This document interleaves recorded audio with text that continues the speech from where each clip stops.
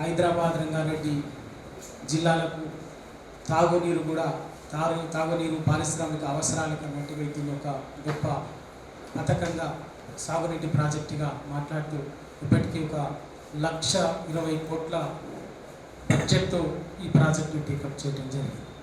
ఇందులో ఏ విధంగా కొనసాగించాలి, లేకపోతే దీనికి సంబంధించినటువంటి ఎందుకంటే ఎట్లాగో 1,20,000 కోట్ల రూపాయలు వాళ్ళ ప్రజాధనాన్ని ఖర్చు పెట్టినాం.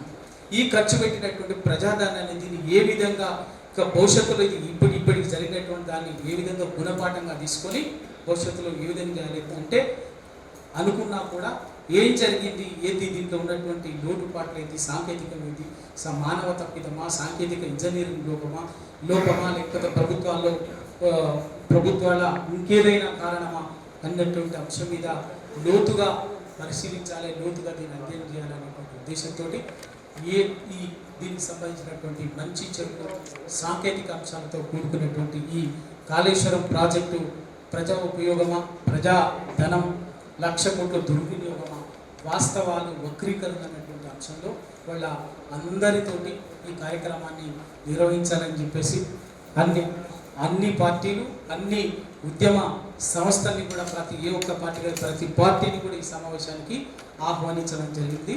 ఈ సమావేశానికి చేసినటువంటి వాటి తెలంగాణ ఉద్యమ రథసారథి, తెలంగాణ జనసమితి పార్టీ అధ్యక్షులు ప్రొఫెసర్ కోదండరామ్ గారు, ఈ కార్యక్రమంలో ఇచ్చేసినటువంటి బీజేపీ మాజీ శాసనసభ్యులు, బీజేపీ నాయకులు వన్నాల శ్రీరాములు గారు, ఈ కార్యక్రమానికి ఇచ్చేసినటువంటి అందరూ కూడా ఒక్కొక్కరు దాని మీద పరిస్థితుల మీద ఒక 5 నిమిషాలు మాట్లాడించే కార్యక్రమం ఉంటుంది. సహకరించవలసిందిగా కోరుతూ టెక్నికల్ ప్రెసిడెంట్ లక్ష్మీనారాయణ గారు చేస్తారు. ఈ రోజులో వాతావరణం కూడా అంత అనుకూలంగా లేదు. మేము వాతావరణం దృష్టిలో కూడా సండే బోనాల దృష్టిలో కొద్దిగా పోస్ట్పోన్ చేసి ఇది డిఫరెంట్ సబ్జెక్ట్. ఎందుకంటే టోటల్గా కాళేశ్వరం ప్రాజెక్ట్ అనేది ప్రజోపయోగమా లేదా ప్రజాధనం 1,00,000 కోట్లు అనేది వృధాన, దాని యొక్క వాస్తవాలు ఏంటి, వక్రీకరణలు ఏంటి అనేది ఈరోజు సబ్జెక్టు ఉంది. టోటల్గా కాళేశ్వరం ప్రాజెక్టు యొక్క పూర్వాపరాలు, దాని యొక్క బీడ్, పర్బని, ఉస్మానాబాద్, ఔరంగాబాద్, నాందేడు, కర్ణాటకకు 3 పోయినాయి, బిదర్, గుల్బర్గా, రాయచూర్. అప్పటి నిజాం స్టేట్లో సగమే మన తెలంగాణలో 8 జిల్లాలు, 10 జిల్లాల నుంచి 33 జిల్లాలు అనేది ఇది చరిత్ర క్రమం అనేది నిజాం స్టేట్ 16 జిల్లాలు. అప్పుడు బండెనక బండి కట్టి 16 ఎడ్ల బండి కట్టి అనేది నైజాం పరిపాలన. అయితే ఈ నైజాం నెక్స్ట్ 5 జిల్లాలు ఇవన్నీ ఏమేమి పోయినాయి ఇప్పుడు నేను చెప్పిన ప్రకారం. నెక్స్ట్ ఇది 1933లో కట్టడం జరిగింది. సరే, చాలా ఉంది ఇంకా. నెక్స్ట్ ఇది మా అందరూ తెలిసిందే, 10 జిల్లాలు 33 జిల్లాలు మారిపోయింది. ఓకే, నెక్స్ట్ ఇది ప్రధానంగా ఇక్కడ ఉన్నది సైడ్ ఏంటంటే మనకు స్వతంత్రం రాకముందే నైజాం పీరియడ్లో అంటే అప్ టు 1956 బిఫోర్ తర్వాత కాకుండా మిగతా 32 ప్రాజెక్టులు కంప్లీట్ 11 లక్షలతో కంప్లీట్ చేసినట్టు టోటల్ 1,20,000కు రీడిజైన్ పేరు మీద ఈ కొత్త ప్రభుత్వం తెలంగాణ ప్రభుత్వం ఇక్కడనే మనం ఇప్పుడు ఈరోజు సబ్జెక్టు 1,00,000 కోట్లు ఎందుకు వేస్ట్ చేసిందంటే 30,000తో ఏది 1,30,000 వరకు తీసుకొచ్చిండు. ఇది 1,30,000 అయితే ఖచ్చితంగా 1,15,000 ఇవ్వాలడు. కానీ ఇప్పటివరకు ఇంకా సిస్టమ్ టోటల్ ఒక మెయిన్ లైనే పోయింది అంతే. కానీ డిస్ట్రిబ్యూటర్ సిస్టము దాని యొక్క సిస్టాలు ఇంకా చాలా వరకు పెండింగ్ ఉంది. ఖచ్చితంగా 1,30,000 కంటే ఎక్కువనే దాటుతుంది. అందుగురించి 1,00,000 కోట్లు అదనంగా వేస్ట్ అనేది ఇక్కడ మనం నిరూపించాలనుకుంటున్నాం. ఇది 1,15,000 ఇప్పటివరకు లెక్కనే ఉంది. 80,000 ఇది. తర్వాత ఈ కొత్త అదనపు ప్రాజెక్టు మీద 25,000. ఓకే సరే వీళ్ళు టైము అదే అని ఓకే. అయితే ఇక్కడ ఏంటంటే ఈ రీడిజైన్ పేరు మీద 1,00,000 కోట్లు వృధా చేసిండ్రు. 30,000తో దాన్ని 1,30,000 కోట్లు చేసిన అనేది ఈరోజు సబ్జెక్టు. కాబట్టి ఈ 1,30,000 కోట్లు అంటే 1,00,000 కోట్లు ఏదో ప్రజాధనం వృధా చేసిన దాన్ని ఇక్కడనే ఉంది సబ్జెక్ట్ అంతా. 30,000తో కంప్లీట్ అయితే ప్రాణాయిత చేవల్లో ఐసిటీస్ కంప్లీట్ చేసినట్టుంటే మనకు 1,00,000 కోట్లు మీలేదే. కానీ ఇక్కడ సేద్యం ఏంటంటే అదనపు సేద్యం ఏం లేదు. 16,00,000 అప్పుడు పాత ప్రాణాయిత చేవల్లో ఉంది 40,000. ఈ కొత్త రీడిజైన్ చేసి వచ్చినాక సాధించింది ఏంది 18,25,000. అంటే దాని అర్థం ఏంది 18,25,000కు అంటే 16,40,000 18,20,000 అంటే 2 లక్షలు కూడా కాదు, 1,85,000 అదనపు సేద్యం. ఈ 1,85,000 అదనపు సేద్యానికి 1,00,000 కోట్ల అదనపు భారం చేయాల్సి వచ్చింది. దాన్ని ఐజిటీస్ కంప్లీట్ చేయాల్సింది ఉండే. ఎందుకంటే అప్పటికే ప్రాణాయిత చేవల మీద 8,000 కోట్లు ఖర్చు అయింది. 20% పని పూర్తయింది. పని పూర్తయిన దాన్ని ఏ ప్రభుత్వం వచ్చిన తర్వాత దాన్ని కొనసాగించాలి, దాన్ని మార్పు చేయకుండా. కానీ కొనసాగించలేదనే దానికి ఎందుకని మీకు తెలుసు, కొత్త కాంట్రాక్టులు అగ్రిమెంట్లు కావాలి, మెగా ఇంజనీర్కి పని చేయాలి. దాని కొరకే ఇప్పుడు అదనంగా రీడిజైన్ చేయవలసింది అనేది లోతులో మనం వెళ్ళిపోతాము. ఇక్కడ నెక్స్ట్ ఇక్కడ మన తెలంగాణ స్టేటస్ ఆఫ్ ఇరిగేషన్ ఏంటంటే 1,12,000 అనేది ఒక ప్రతిపాదిత ఉంది మేజర్. ఈ మ్యాప్లో ఉన్న మొత్తం 93 ప్రాజెక్టులు తెలంగాణ మేజర్, ఇన్ని మీడియం, ఇంతి మైనర్. నెక్స్ట్ ఇక్కడ వరకు list of projects Telangana total ఇక్కడ వరకు వస్తాయి. ఈ నంబరింగ్లన్నీ ఇప్పుడు మ్యాప్లో ఉంది, మీరు డీటెయిల్గా చూసుకోవచ్చు. నెక్స్ట్ తర్వాత ఇక్కడ మనం అంటే కొందరు తెలియవచ్చు, ఇప్పుడు టీఎంసీ అంటే 1000 మిలియన్ క్యూబిక్ ఫీటు. దీనికి వాటర్ ఏంటంటే 1956 కింద నదీ జలాలు పంపుతుంది, కేంద్ర ప్రభుత్వం చేస్తుంది అని ఒక నెక్స్ట్. ఇది గోదావరి రివర్ గురించి తెలుసుకోవాలి. గోదావరి రివర్ నాసిక్ ప్రైమ్ బైఫేషన్ దగ్గర, అది సహాద్రి హిల్స్ దగ్గర 3,500 ఫీట్ల ఎత్తు మీదకి ప్రయాణం చేసుకుంటూ మన తెలంగాణకు ఎంటర్ అయ్యే వరకలా దాదాపు ఈ కందకుర్తి దగ్గర ఎంటర్ అవుతుంది. గోదావరి బాసర కందకుర్తి దగ్గర ఎంటర్ అయ్యేటప్పుడు మన దగ్గర దీన్ని మొత్తం గోదావరి 1,465 కిలోమీటర్లు దాని పూర్తి లెంత్. మన తెలంగాణకు ఎంటర్ అయ్యే వరకలా 786 కిలోమీటర్ల ఎంటర్ అవుతుంది. కందకుర్తికల మన ఎల్లంపల్లికి వచ్చే వరకలా ఆ నది గర్భం లెవెల్ 128. తర్వాత ఈ ప్రాణహిత కలిసే కాడ మన కాళేశ్వరం కాడ అంతా 95 మీటర్లే. 95 మీటర్ల అంటే 95 మీటర్, ఇది 85 మీటర్లు, 86 మీటర్ల లెవెల్. మనం ఎప్పుడైతే ఇప్పుడు కాళేశ్వరం కట్టినామో ఆడంతా 89 మీటర్ల నది లెవెలే. దుమ్మగూడెం కాడ 40 మీటర్ల నది లెవెల్. దుమ్మగూడెం నుంచి పోలవరం శబరికి పోతాం, శబరి కాడ 25 మీటర్ల లెవెలే. తర్వాత పోలవరం కాడ 14 మీటర్ల లెవెలే.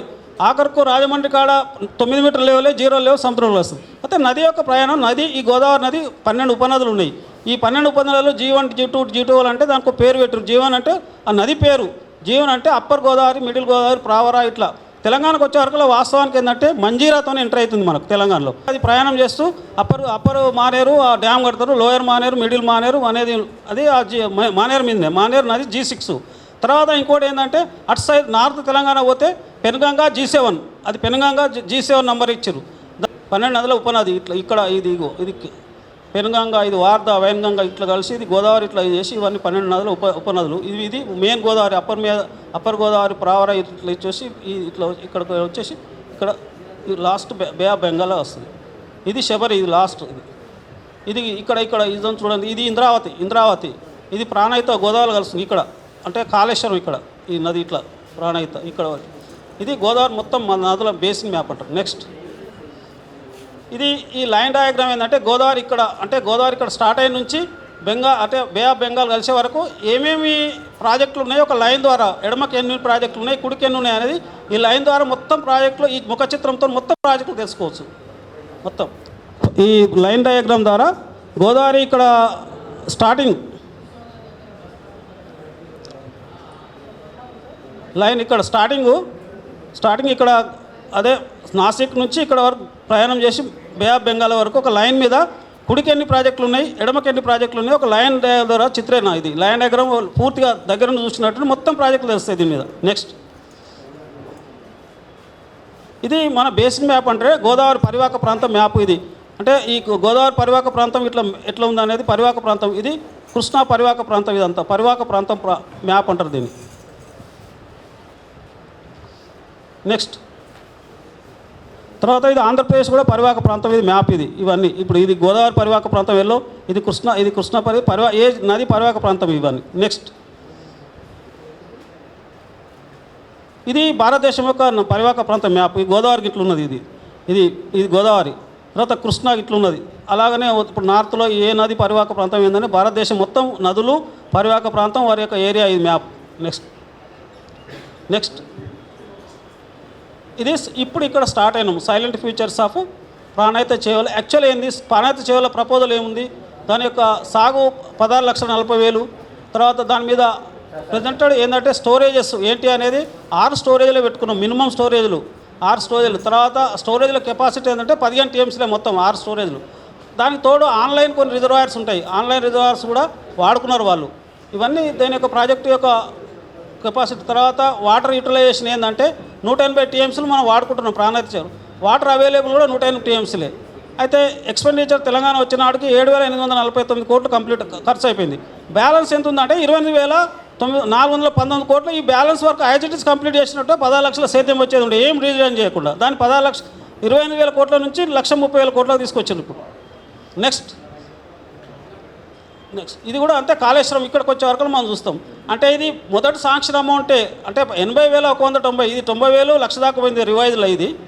తర్వాత ప్రాణాయిత చేయాల తర్వాత దీని కింద సేద్యం ఏంటి 18,25,000 అదనం. అది 16,40,000 అయితే 18,25,000 అదనంగా, అంటే 1,80,000 2 లక్షలు కూడా కాదు. దీని మీద బ్యారేజ్లు అనవసరంగా స్టోరేజ్లు 20 స్టోరేజ్లు పెట్టి దానికి storage capacity 141 include Mallan sir. తర్వాత ఇంకోటి ఏంటంటే ఎగ్జిస్టింగ్ కూడా మనకు దీని మీద ఒక 55 ఉన్నాయి ఆన్లైన్ మీద, అంటే కెనాల్ మీద 56 TMSల స్టోరేజ్. వాటి కాకుండా దీని వాటర్ యూటిలైజేషన్ ఏముందంటే దీని ఎకరంగా యూటిలైజేషన్ 215 TMSలే. కాబట్టి వీళ్ళ ఉపయోగం కొంత 35 TMSలు అదనంగా పెరిగింది అంతే. కాళేశ్వరం కింద పాత 180 మీద 215 అదనం. అంటే ఒక 20-30 TMSల కొరకు 2 లక్షల కొరకు 1,30,000 చేర్చడం అనేది ఇక్కడ చర్చనీయాంశం. ఇక్కడ ఇప్పటివరకు 80,000 కోట్ల వర్క్ అయిపోయింది. ఇంకా సుమారుగా 50,000 కోట్ల పని పైన మిగిలి ఉన్నది. ఎందుకొరకంటే డిస్ట్రిబ్యూటర్ సిస్టమ్ అన్ని కంప్లీట్ చేయాలంటే 50,000 కోట్లు కావాలి అదనంగా. 1,30,000 ఖర్చు అవుతుంది. దీని యొక్క ఫౌండేషన్ స్టోన్ ఎప్పుడు వేసారు అంటే మన ఇనాగ్రేషన్ చేసారు కదా 2 జూన్ 2016 నాడు దీని అంటే దీని యొక్క ఫౌండేషన్ స్టోన్ వేయబడ్డది. 2 మే 2016 ఈ ఇనాగ్రేషన్ చేసింది. మన 21 జూన్ 2019 నాడు ఇనాగ్రేషన్ చేసింది. నెక్స్ట్ ఇక కంపారిజన్ స్టేట్మెంట్. ఈ ప్రాణాయిత చేవేళ్లకు కంపారిజన్ దేనిలో కంపారిజన్ చేసుకుంటాం అంటే ప్రాణాయిత చేవేళ్ళ ఈ డ్రింకింగ్ వాటర్లో తేడా లేదు 30 TMSలే. తర్వాత ఇండస్ట్రియల్ వాటర్లో అప్పుడు కూడా 16 TMSలే, ఇప్పుడు 16 TMSలే, తేడా లేదు. ఎందుకంటే ప్రాణాయిత మనకు డ్రింకింగ్ వాటర్లో తేడా లేదు. ప్రాణాయిత చేవేళ్ళు కంప్లీట్ చేసుకున్నా మనకు హైదరాబాద్ రావాల్సిన డ్రింకింగ్ వాటర్ వస్తుండే. తర్వాత ఇండస్ట్రియల్ యూజ్ కూడా 16 TMSలే, అప్పుడు 16 TMSలే, ఇప్పుడు 16 TMSలే. డ్రింకింగ్ వాటర్ కూడా అప్పుడు 30 TMSలే, ఇప్పుడు 30 TMSలే. అన్లైన్ తేడా లేదు. తర్వాత విలేజ్కి ఇచ్చే 10 TMSలు కూడా అప్పుడు 10 TMSలు, ఇప్పుడు 30 TMS. అంటే 56 TMSల వాటరు ప్రాణాయిత చేవల్లో ఉంది. డ్రింకింగ్ ఇండస్ట్రియల్ అప్పుడు అంతే ఉంది, ఇప్పుడు అంతే ఉంది. ఏం తేడా లేదేమో ఇరిగేషన్లో తేడా తీసుకొచ్చినాం అంటున్నారు. ఆ తేడా ఏంటంటే 2 లక్షల లోపలనే 1,30,000 కోట్లు పెట్టాల్సిన పని లేకుండా 30,000తో కంప్లీట్ అయ్యేది. అది చర్చలకు పోతాం. అంటే ఇది కంపారిజన్ స్టేట్మెంట్. ఇది ప్రాణాయితకు కాళేశ్వరానికి కంపేర్. ఒక ఎకరానికి 12,000 పవర్ ఛార్జ్ వస్తుంది. ఇప్పుడు 25,000 వస్తుంది. 18 వాళ్ళు ఇచ్చిన లెక్కలు ఎవరేజ్గా 18,000 ఒక ఎకరానికి పవర్ ఛార్జెస్. అప్పుడు ఓన్లీ 12,000 ఉండే పవర్ ఛార్జెస్. అంతే డబుల్ దేనికైనా. అంటే ఒక ఎకానమీగా అయ్యేదాన్ని అనవసరంగా దీన్ని రీడిజైన్ పేరు చేసి దీన్ని కాస్ట్ పెంచడం జరిగింది అనేది ఇక్కడ చర్చన. 2 కంపేర్ చేసినట్టు ఈ ప్రాణాయిత చేయాల ప్రోగ్రామ్ ఉంది, ఇదేంది ఏ విధంగా ఎలా అమౌంట్ పెరిగింది ఏదనేది ఇది కంపారేటివ్ స్టేట్మెంట్. సరే దీని డీటెయిల్గా నెక్స్ట్ నారాయణ ఇక్కడ ఇప్పుడు అంటే ఇక్కడ కంపారిజన్ చేస్తున్నాం మనం. అప్పుడు టోటల్గా ఇప్పుడు ఆ ప్రాజెక్ట్ కాస్టే 40,000 అయితే ఇప్పుడు 1,00,000 అంటే 40-30,000 టోటల్ ప్రాజెక్ట్ కంప్లీట్ అయిన దానికి అంత కలిసి 40,000. అప్పటికి తెలంగాణ వచ్చేవారు 10,000 కంప్లీట్ అయింది, మిగిలింది 30,000. అంత కలిసి 40,000 ప్రాజెక్ట్ ఇప్పుడేమో 1,30,000 కోట్లకు చేసిండు. తర్వాత ఈ కంపారిజన్ అని ప్రతి అంశంలో ఉంది. ఇప్పుడు ఇక్కడ పవర్ ఛార్జెస్ కన్స్ట్రక్షన్ ఛార్జ్ 2,30,000 అయితే ఇక్కడ 3.5 లక్షలకు తీసుకొచ్చిన. వీళ్ళు ఇచ్చిన అఫీషియల్ స్టేట్మెంటే అంత తేడాలు ఉన్నాయి. పవర్ కూడా ఇప్పుడు 25,118 చూపిస్తారు ఒక ఎకరానికి కవర్ పర్సన్. కానీ అప్పుడు ఎట్లుందంటే చాలా తక్కువనే ఉంది. అప్పుడు దాదాపు 12,000 ఉంది, 12,000 చిల్లర ఉంది. అప్పుడు 12,520 ఉంది పవర్ ఛార్జెస్. సో ఇవన్నీ ఏంటంటే అనవసరంగా అప్పుడు బ్యారేజ్లు కూడా ఆన్లైన్ బ్యారేజ్ ఎట్లాగో ఎగ్జిస్టింగ్ మనకు రిజర్వాయర్లు ఉన్నాయి కాబట్టి కొత్త ప్రతిపాదన చేయలేదు. ఇది కంపారిజన్ స్టేట్మెంట్. ఇవి అప్పుడు ప్రతిపాదించిన బ్యారేజ్ మినిమం స్టోరేజ్ ఏంటంటే 9 దగ్గర 5 TMS అనుకున్నారు. తర్వాత అనంతగిరి కాడ దీన్ని 1.70 ఇప్పుడు 3.5 అనంతగిరి 3.5 TMS చేసారు ఇప్పుడు 1.70. తర్వాత ఇమాంబాదు 1.5 TMS ఉంటే ఇక్కడ 3 TMS చేసారు. ఇక్కడ తడకపల్లి అంటే మల్లన్న సార్ 1.5 TMS ఉంటే 50 TMS చేసారు. ఇప్పుడు ఇది తిప్పారం కూడా ఒకటి. తర్వాత పాములపర్తి 1 ఉంటే 15 TMS చేసారు. ఈ విధంగా చేవేళ్ళు అయితే క్యాన్సిల్ చేసారు. అంటే అప్పుడు మినిమం స్టోరేజ్తోని తక్కువ ముంపుతోని వాళ్ళు ప్రాజెక్టులు చెప్పంటారు. ఇప్పుడు 1 TMS తిప్పారం కాడ 1 TMS. తర్వాత పాములపర్తి కాడ 1 TMSని 15 చేసారు. ఇప్పుడు అంటే పాములపర్తి 22 మళ్ళీ 15 చేసారు అని 15 చేసారు. అయితే ఇది అప్పుడు పాత ప్రాజెక్ట్ ఒక అనుకూలంగా ఉండేది, ఎందుకంటే తక్కువ స్టోరేజ్ తక్కువ ముంపి ఉండే. తర్వాత నెక్స్ట్ ఇది ఇక ఇప్పుడు ఈ ప్రాజెక్టు కొత్త ప్రాజెక్టుల యొక్క లిస్ట్, కొత్త బ్యారేజ్ల యొక్క లిస్ట్. ఇది మొత్తం 140 TMSలు 20 బ్యారేజ్లు అన్నీ ఒక్కొక్కటి మొత్తం మళ్ళీ సార్ 50 TMSతో కలుపుకొని. నెక్స్ట్ ఇది ఇప్పుడు ఎంత అంటే ఇప్పుడు ఈ మనకు ఇక్కడ వాడుకోవాల్సింది ఏంటంటే గోదావరి మీద ఆల్రెడీ ఒక స్టోరేజ్ రిజర్వాయర్స్ ఉన్నాయి. శ్రీరామ్ సార్ 90 TMSలకు ఉంది మనకు నింపుకోవడానికి అవకాశం. తర్వాత 30 TMSల స్టోరేజ్ సింగూర్ ప్రాజెక్ట్ ఉంది. నిజాం సార్ 18 TMSలు ఉంది. తర్వాత అది ఇప్పుడు లోయర్ మానేరు 24 TMSలు అందుబాటులో ఉంది. ఇంకా మైనరీస్ అన్నీ కలిస్తే 200 టీఎంసీలు అదనంగా మనకు స్టోరేజ్ నింపుకోవడం అవకాశం ఉన్నప్పటికీ కూడా మళ్ళొకసారి 50 టీఎంసీలు పెంచడం అనేది శుద్ధ వేస్ట్ చేసిన అనేది ఇప్పుడు ఇక్కడ చర్చలో ఉంది. అందుబాటులో ఉన్న స్టోరేజ్లు కొరత ఎదుర్కొంటున్నప్పుడు కొత్తవి ప్రపోజ్ చేసి ప్రజలను జీవనం విధ్వంసం చేయడం అనేది ఇక్కడ మనం చర్చించుకోవాలి. ఆన్లైన్లో కెనాల్ మీద 56 టీఎంసీలు ఉన్నాయి, పక్కపంటి 200 టీఎంసీలు ఉన్నాయి. ఇవి ఓంగా అదనంగా 140 టీఎంసీలు కొత్త స్టోరేజ్లు పెట్టడం అనేది రీడిజైన్లో ప్రతిపాదించడం అనేది శుద్ధ దండగా అనేది ఇక్కడ సారాంశం. ఇవి చూపించిన స్టేట్మెంట్లు అందుకే తయారు చేసినాము. నెక్స్ట్ ఇక్కడ ఏంటంటే ఈ కాళేశ్వరం ప్రాజెక్టు సైలెంట్ ఫ్యూచర్ మొత్తం నీళ్ళు ఏం వాడుకుంటామని సైలెంట్ ఫ్యూచర్స్. నెక్స్ట్ ఇది ఒక కాస్ట్ అంటే 80,190కి మొత్తం వివరాలు ఎంత ప్రాజెక్ట్ కాస్ట్ ఇనిషియల్ కాదు అంటే ఇప్పుడు పెరిగింది కానీ కాస్ట్ ఇనిషియల్ కాస్ట్. నెక్స్ట్ ఇది ఇప్పుడు మనకు తుమ్మిడెట్టి కాడ వాస్తవానికి ఈ సెంట్రల్ గవర్నమెంట్ రికార్డ్ ప్రకారమే 1400 టీఎంసీలు మొత్తం ఆల్టుగా నీళ్ళు దొరుకుతాయి. 1400 టీఎంసీలు దొరుకుతాయి తుమ్మిడెట్టి దగ్గర. సైజ్ ఏమో చేస్తలేదని ఇప్పుడు ఇక్కడ 1400 టీఎంసీలు మొత్తం ఆల్టుగెదర్ దొరుకుతాయి మనకు.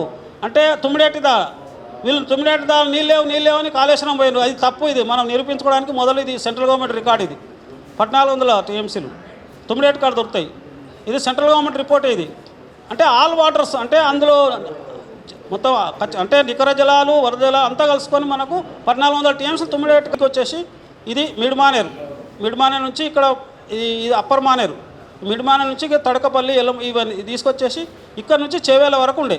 చేవేలకు దాదాపు 3,40,000 ఆయకట్టు ఉండే చేవేల ఏరియాలో రంగారెడ్డి జిల్లాకు పాతదారులో 3,40,000 ఆయకట్టు రద్దు చేసి అయితే ఇది పాత అలైన్మెంట్, పాత మ్యాప్. నెక్స్ట్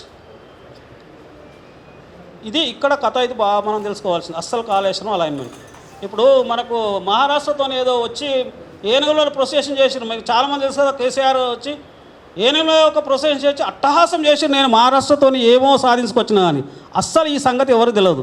ఇక్కడ ఏంటంటే తుమ్మిడెట్టి కాడ కొంచెం కిందరుతో అంతే ఉంది. అది కొద్దిగా కింద జరుగుతా పోని పర్వాలేదులే. ఇక్కడ ఇక్కడ ఆయన అగ్రిమెంట్ ఏం చేసుకొచ్చింది అనేది ఎంత మోసపూరితమో మీరు ఒకసారి మళ్ళీ మ్యాప్ పెట్టు. ఇప్పుడు ఇది ఏమవుతుందంటే ఇది నది ఇరుగడ్డల లెవెల్. ఇది నది ఇరుగడ్డల మీద అప్పుడు పాత ప్రపోజల్లో 4 మీటర్లు వాళ్ళు ప్రతిపాదన పెట్టిండ్రు. నది ఇరు ఒడ్ల లెవెలే 148 మీటర్లు. నది ఇరుగడ్డల మీద ఒక 4 మీటర్లు అదనపు నీళ్ళు ఆపాలని వాళ్ళు పాత ప్రపోజల్ కాంగ్రెస్ పీరియడ్లో పెట్టిండ్రు. ఎవరైనా నది ఒడ్ల మీద కొంత నీళ్ళు ఆపితే ప్రయోజనం ఉంటుంది కదా. నది ఈ ఇరుగడ్డల మందమే నీళ్ళు ఆపితే నది గర్భంలో ఆపినట్టే నీళ్ళు. నది గర్భంలో ఆపితే లాభమైంది, నది గర్భంలో ఆపితే లాభం. నది ఇరుగడ్డల మీద 1 మీటరు 2 మీటర్లు నీళ్ళు ఆపినట్టుంటే మనకు అదనంగా నీళ్ళు ఆగుతాయి. ఈయన చేసుకొచ్చిన అగ్రిమెంట్ ఇది ఎవ్వలేదు తెలియదు. గుర్రాల మీద వచ్చి పెద్ద ప్రొసెస్ చేసిండు. ఈయన మహారాష్ట్ర పోయి అప్పుడు తుమ్మిడెట్టి కాడ నది ఇరుగడ్డల మీద ఇరు ఒడ్ల మీద 4 మీటర్లు 48 నది ఇరుగడ్డల లెవెల్ ఈ సైడ్ ఆ సైడ్ దాని మీద 4 మీటర్లు అంటే 152 మీటర్లు. ఒక 4 మీటర్లు అదనంగా నీళ్ళు ఆపినట్టుంటే మన ప్రయోజనం ఉంటుంది. వాళ్ళు అప్పుడు ప్రతిపాదనలు పెట్టారు. ఆ ప్రతిపాదనలకు అసలు వాళ్ళు మహారాష్ట్ర వాళ్ళు అంగీకారం ఉన్నారు. మేము పోయినాము 2016లో భీమే అని 10 మంది ఇంజనీర్లు పోయి మేము ఇక్కడ చంద్రాపూర్ పోయినాం. చంద్రాపూర్తో హైర్ అనేది ఒక మినిస్టర్ ఉండే, మనకు తెలంగాణ ఇన్ఛార్జ్ ఉండే బీజేపీ నుంచి. తర్వాత పట్నం అది పోయింది. శోభాతాయి 152కు 4 మీటర్లు నది ఒడ్ల మీద ఒప్పుకుంటా అన్నది అది పోయింది. ఈయన మహాశయుడు అప్పటి వరకే ఈయన మైండ్లో చేరిపోయింది మేడిగడ్డ పోదామని, కిందికి పోదామని. ఎంత దుర్మార్గం చెప్పండి. వాళ్ళు కూడా మాది కూడా బ్యాక్వర్డ్ ఏరియానే, చంద్రపూర్ ఏరియానే. మేము కొన్ని నీళ్ళు వాడుకుంటాము, మాకు సరైన ప్యాకేజ్ తీసుకురండి అని చెప్పి పంపించింది మాకు. అప్పటి వరకు ఈయన అయినాడు 160 కూడా జాయింట్ సర్వే చేస్తాను 160 మీటర్ల లెవెల్కు. ఆ సర్వేకి ఒప్పుకోలే ఈయన. అప్పటికైనా కిందికి వెళ్ళిపోయి నీళ్ళు తీసుకురావాలి, అక్కడ కాంట్రాక్టులు పెంచుకోవాలని నా దృక్పథంలో మొత్తం కిందికి వెళ్ళిపోయాడు. ఇక్కడ చరిత్ర ఈయన ఒప్పుకొని వచ్చింది. ఇక్కడ మేడిగడ్డ కాడ నది ఒడ్డు లెవెల్ 100, ఈ గడ్డ లెవెల్ 100, ఈ గడ్డ లెవెల్. నది గర్భం లెవెల్ 89, 90 మీటర్లు ఉంటుంది. 90 మీటర్ల నుంచి 100 ఒక 10 మీటర్లు నది గర్భంలో నీళ్ళు ఆడడానికి అగ్రిమెంట్ చేసుకోవచ్చు. ఎంత తప్పు. మేడిగడ్డ కాడ నది గడ్డల కాడ ఎవడైనా ఒప్పుకుంటాడు, వాడిని మునగదు కదా. నది గడ్డల మీద ఒడ్ల మీద ఒక 1 మీటరు 2 మీటర్లు ఒప్పుకొని వస్తే నువ్వు గ్రేటు. ఈడ నది ఒడ్ల మందమే మేడిగడ్డ కాడ అగ్రిమెంట్ చేసుకుని వచ్చాడు 100 మీటర్ లెవెల్కు. నది ఒడ్ల మందమే నీళ్ళు ఆపుకోవడానికి, అంటే నది గర్భంలో నీళ్ళు ఆపుకోవడానికి గ్రేట్ నువ్వు చేసిన అగ్రిమెంట్. తర్వాత ఈడ కూడా తుమ్మిడెట్టి కాడ నది గర్భం లెవెల్ 140 ఉంటుంది. ఈడ నదిగా బాటం లెవెల్, నది ఒడ్డు లెవెల్ 148 ఉంటుంది. 148కే 148 ఒప్పుకొని వచ్చిండు. అంటే నది ఒడ్ల మందమే నీళ్ళు ఆపుకోవడానికి అగ్రిమెంట్ చేసుకొని వచ్చిండు. నది ఒడ్ల మీద అప్పుడు 4 మీటర్లు వాళ్ళు పెడితే దాన్ని క్యాన్సిల్ చేసి 148కి ఒప్పుకొని వచ్చిండు. ఇది పెద్ద గ్రేటా? నది గర్భంలో నువ్వు అగ్రిమెంట్ చేసుకొని వచ్చి ఈడ గుర్రాల మూడ మీద ప్రొసెషన్ చేసుకోవడం పెద్ద గ్రేటా? ఈ సంగతి ఎవరో తెలియదు. గ్రేట్ కాదు కదా. నది గడ్డల మీద 1 మీటరు 2 మీటర్లకు ఒప్పుకోవాలి. ఒప్పుకొని నువ్వు నీ అగ్రిమెంట్ చేసుకొని వస్తే నీది గ్రేట్ అని. నువ్వు మొత్తం ఉన్న 4 మీటర్లు రద్దు చేసుకొని వచ్చిండు. ఎత్తును 158, 152, 148కి తగ్గించుకొని వచ్చిండు. అయితే ఈయన ఎక్స్పర్ట్ కమిటీ ఒక కమిటీ వేసిండు. ఈయన అదే ఈ కేసీఆర్ఏ 4 మెంబర్స్తో అనంతరాంతో కమిటీ వేసిండు. 150 కన్నా ఒప్పించుకొని మీరు ప్రయత్నం చేయండి. ఎట్టి పరిస్థితుల్లో తుమ్మిడేటి నుంచి మీరు సైడ్ షిఫ్ట్ చేయొద్దు. షిఫ్ట్ చేస్తే అనుకూలం ఉండదు. ఒకవేళ తుమ్మిడేటి నుంచి కాకుండా కింద కనీసం వేమునపల్లి కన్నా పోయి అక్కడికి వెళ్ళిన నీళ్ళు తీసుకోండి. ఎట్టి పరిస్థితుల్లో మేడిగడ్డ పోదని వీళ్ళు రిపోర్ట్ ఇచ్చారు. ఎంత నష్టం ఉంటుందని వీళ్ళ రిపోర్ట్ ఒక 20 పేజీల రిపోర్ట్ ఉంది. నేను కొన్ని ఎక్స్ట్రాక్ట్ చేసేసిన వీళ్ళ పాయింట్. వీళ్ళే 5 మెంబర్స్ ఎక్స్పర్ట్ కమిటీ, అనంతరాముల కమిటీ, ఈ గవర్నమెంట్ వేసినే. మీరు ఎట్టి పరిస్థితుల్లో మేడిగడ్డ పోవద్దు, తుమ్మిడేటి నుంచే చేపట్టాలి. అట్లీస్ట్ వాళ్ళతో 1 మీటర్ కన్నా ఒప్పియండి. ఎక్కువ అంటే 148 మీద 2 మీటర్లు 150 మీటర్ల కన్నా ఒప్పియండి. ఒప్పించి ఆన్లైన్ అక్కడి నుంచే టేకప్ చేయండి అని వాళ్ళు రిపోర్ట్ ఇచ్చారు. ఆ రిపోర్ట్ కూడా తుంగగా పెట్టేసింది ఈయన. అది ఆ రిపోర్ట్ ఈయన గవర్నమెంట్ వేసిన రిపోర్టే కమిటీ రిపోర్ట్ ఎక్స్పర్ట్ కమిటీ. అయితే ఇక్కడ ఏమైందంటే ఇక్కడ జరిగింది ఏంటంటే ఈయన అగ్రిమెంటు నది ఒడ్ల మందమే తుమ్మిడేటి కాడ ఒప్పుకొని వచ్చిండు. ఈడ మేడిగడ్డ కాడ నది ఒడ్ల మంది ఎవడన్నా ఒప్పుకుంటాడు. ఇప్పుడు తుమ్మిడేటి కాడ నది ఒడ్ల మందం ఒప్పుకొని వచ్చిండు, అగ్రిమెంట్ చేసుకుని వచ్చిండు. గుర్రాల మీద వీళ్ళు ప్రొసీడ్. ఈడ మేడిగడ్డ కాడ నది ఒడ్ల మందే ఒప్పుకొని వచ్చిండు. మీటర్లో అయినా నది ఒడ్ల మందమైనా నీళ్లు డైవర్ట్ చేసుకోవడానికి మనకు అవకాశం ఉంది సాంకేతికంగా. ఇంకొకటి ఏంటంటే ఈ తుమ్మిడేటి నుంచి ఇక్కడ వరకు తెలంగాణ వచ్చే వరకే 71 కోట్ల కెనాల్ కంప్లీట్ అయింది. ఇక్కడ ఈ 71 కోట్ల మీద ఎంత ఖర్చు పెట్టింది తెలుస్తుందా? 1870 కోట్లు ఖర్చు పెట్టింది దీని మీద. నేను చెప్తున్నా ఎంత ఖర్చు అనేది పబ్లిక్లో అని ఎట్లా వేస్ట్ చేసిన తర్వాత స్టేట్మెంట్ ఉంది. ఏదైనా ఎట్లా ఖర్చు చేసినా అని చెప్పు ఉన్నది తర్వాత. అంటే ఈ కెనాల్ తుమ్మిడేటికి వెళ్ళి ఇక్కడికి వెళ్ళి తెలంగాణ రాకముందే 71 కిలోమీటర్ల కెనాల్ తవ్విర్రు. ఒకవేళ ఇంకోటి పట్టేసిన ఈయన సాయకాడ సాగు చూపించింది ఎంత తెలుసా? 56 టీఎంసీలకు ఇక్కడ పెట్టి 11 లక్షల ఎకరాలు చూపిస్తాడు. అవుతుందా? 56 టీఎంసీలకు 10 టీఎంసీలకు 1 లక్ష ఎకరం వస్తుంది అంతే. ఒక టీఎంసీకి 1,10,000 వస్తుంది. ఒక టీఎంసీకి హార్డ్లీ ఒక టీఎంసీకి 10 టీఎంసీలు వానే అనుకో లక్షనే. కానీ 56 టీఎంసీలకు ఎంత చూపించిండు? 11 లక్షలు చూపించిండు. ఇక్కడ కూడా ఇంత గమ్మత్. ఇక్కడ 15 టీఎంసీలకు 7 లక్షలు చూపించిండు. అవుతుందా? దీనివల్ల ఏంటంటే ఒక టీఎంసీకి 50,000. ఎంత బోగసు ఇది చాలామంది తెలియదు. ఇది ఈ ఇరిగేషన్ పర్టికులర్స్, ఇప్పుడు ఇరిగేషన్ పర్టికులర్స్ చాలామంది తెలియదు. ఇక్కడ ఎవరేజ్ వస్తుందంటే టోటల్ ఎవరేజ్ ఇప్పుడు టోటల్ 18,25,000 ఎకరాలు ఈయన ప్రతిపాదించింది. దీని యొక్క వినియోగం 71 టీఎంసీలే. 18 లక్షలకు 71 టీఎంసీలు ఎట్లా సరిపోతాయి బాబు? 71 టీఎంసీలు 7 లక్షలే వస్తుంది. రాదురా ఈయన ఇప్పుడు నీకు ఇక్కడ 71 టీఎంసీలకు 18 లక్షలు ఎట్లా వస్తుంది? 71 టీఎంసీల కంటే 7 లక్షలే వస్తుంది. సేద్యం డబుల్ ఎట్లా అవుతుంది? ఎట్లా లెక్కలు చూస్తారు? ఒక టీఎంసీకి ఇక్కడ చూడు ఎవరేజ్ ఒక టీఎంసీకు ఏంటంటే 25,851 ఎకరాలు అట ఒక టీఎంసీకి. సాధ్యమా? 10,000 మించి రాదు. మెట్ట పంట వరి అయితే 6,000. ఇంత జగ్లరీ ఎట్లా చూపించారు? ఇది కాళేశ్వరం ఇరిగేషన్ పట్టుకులు ఇంత జగ్లరీ ఇంత మోసపోతుంది. వరకు ఏం చేసినావు? ఇక్కడ పెట్టిన immediate approval after approval for the appraisal report TS government not approach the investigation clears or planning commission కోసం క్లియర్స్ ఇంకోటి కూడా క్లియర్ తీసుకోవాలి. మినిస్టర్ ఆఫ్ ట్రైబల్ వెల్ఫేర్ తీసుకోలేదు. ఏది ఎస్సీలకు ఎట్లా రిహాబిలిటేషన్ చేయాలని తీసుకోలేదు. ట్రైబల్ వెల్ఫేర్ క్లియరెన్స్ కూడా లేదు. నువ్వు ఇన్వెస్ట్మెంట్ క్లియరెన్స్ వచ్చినాక ఎందుకు అప్రోచ్ కాలేదు? అదే కాస్ట్ అప్రైజల్ వచ్చినాక కాస్ట్ క్లియరెన్స్ వచ్చినాక ఇన్వెస్ట్మెంట్ పోవాలి కదా, పోలేదు. ప్లానింగ్ కావాలని ఎందుకు పోలేదంటే ఇప్పుడు ఈయన చేసిన అవకతవకలు వాళ్ళ నిఘా ఉంటే బయట పడతాయి. ఈయన అడిగినట్టు ఉండాలి, వాడు ఇచ్చినట్టు ఉండొద్దు. నడమ 80% కంప్లీట్ పని చేయాలి. ఇనాగ్రేషన్ పెట్టాలి. ఈయన 80,000 కోట్లు బుక్ చేయాలి. బుక్ చేసిన దానిలో మురళీధరరావు పెట్టి అన్ని అవకతవకలు పెట్టి సంపాదించుకోవాలి. వాళ్ళు వచ్చినట్టుంటే కేంద్ర ప్రభుత్వం నేషనల్ ప్రాజెక్ట్ రిక్వెస్ట్ చేసినట్టుంటే అలా ఇన్స్పెక్షన్ చేస్తారు. ఈ తప్పులను బయట పెడతారు. ఈయన దందాలు చేయరాదు. ఈయన అడిగినట్టు ఉండాలి, వాడు ఇవ్వనట్టు ఉండాలి, బ్లేమ్ చేయాలి. ఇది ఇన్వెస్టిగేషన్ క్లియరెన్స్ ఏ విధంగా వస్తుంది చెప్పు? ఇప్పుడు టీఎస్ ఇప్పుడు నేను చెప్పిన 80-70 నువ్వు అప్రూవల్ రాకముందే 80% కంప్లీట్ చేసినాక ఎవడిస్తాడు? జాతీయ హోదా ఎట్లా ఇస్తారు? నువ్వు అప్రోచ్ కాలేదు ఒకటి, జాతీయ హోదా నీ మనసులో ఉంది. వాడు మనం అడిగినట్టు ఉండాలి, వాడు ఇవ్వనట్టు ఉండాలి, బ్లేమ్ చేయాలి. 80% పని కంప్లీట్ చేసినట్టు ఉండాలి, ఇన్వెస్టిగేషన్ పెట్టినట్టు ఉండాలి. మళ్ళీ జాతీయ హోదా వాడు ఇస్తలేనట్టు బ్లేమ్ చేయాలి. నేను చేసే అవకతవకలు అవకతవకలు చేయాలి. ఇది కేసీఆర్ చాణక్య నీతి. బయటకు ఏంటంటే జాతీయ హోదా ఇస్తలేదని చాణక్య నీతి. ఇది కేసీఆర్ చాకరీ. ఎందుకంటే ఇప్పుడు అంటే నీకు చెప్తున్నా, ఎప్పుడు నీకు అది ఎన్విరాన్మెంట్ క్లియర్ వచ్చింది, ఎప్పుడు ప్రాజెక్ట్ అప్రోచ్ 18 రాగానే 19లో నువ్వు ఇనాగ్రేషన్ చేసినావు కదా.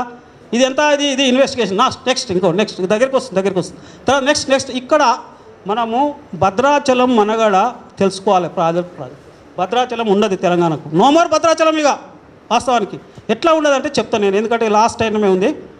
ఇది ఇంపార్టెంట్ వినాలి. సరే, మనకి ఎన్నటికో భద్రాచలము దాని యొక్క గేట్ బాటం లెవెల్ ఇది. అంటే గేట్ బాటం లెవెల్ 84 ఫీట్లు గేట్ బాటం. అంటే వీళ్ళు భూమి లెవెల్ నుంచి ఒక 40 ఫీట్లు డ్యామ్ కట్టుకున్నారు. తప్పిదాన్ని దాచిపెట్టుకోవటం కోసమో లేకపోతే ఇంకేదో వదిలేయటం ఖచ్చితంగా అదే ప్రభుత్వము అంటే దాన్ని those who are involved in that process it means అది. అందుకోసమే ఇవాళ ఖచ్చితంగా ఇంజనీరింగ్ తప్పిదం అది. ఆ ఇంజనీరింగ్ తప్పిదము ఆ ఇంట్లోకి వచ్చేంత వరకు కూడా బాగుందేమో అని ఒక భావనతో ఉంటాం.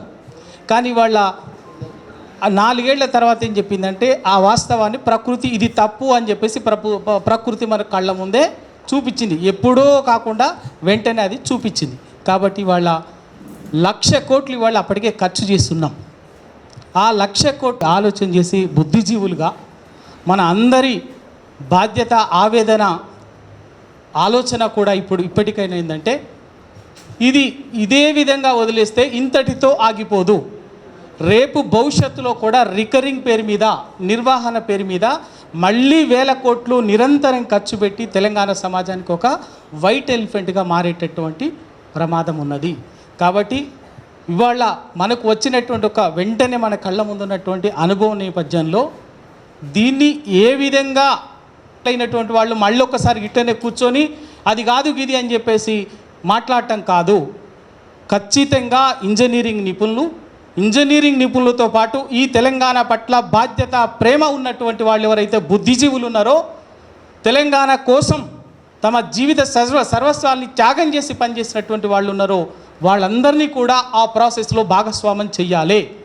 అందరి ఆలోచనల్ని, అందరి అభిప్రాయాల్ని పరిగణలోకి తీసుకోవాలి. వాళ్ళందరితోటి విస్తృతంగా ప్రభుత్వం ముందుకు వచ్చి బేసజాలకు పోకుండా స్వేచ్ఛగా చర్చించి దీంట్లో నిజ నిర్ధారణ జరగాలి. ఈ నిజ నిర్ధారణ నుంచి ఏమి రెక్టిఫై చేయటానికి ఏం కోరుకుంటుంది ఇవాళ సమాజము, ఈ బుద్ధిజీవులు ఏం కోరుకుంటున్నది, ఒక బేషరతుగా ముందుకు రావాల్సినటువంటి బాధ్యత ప్రభుత్వం మీద ఉన్నది.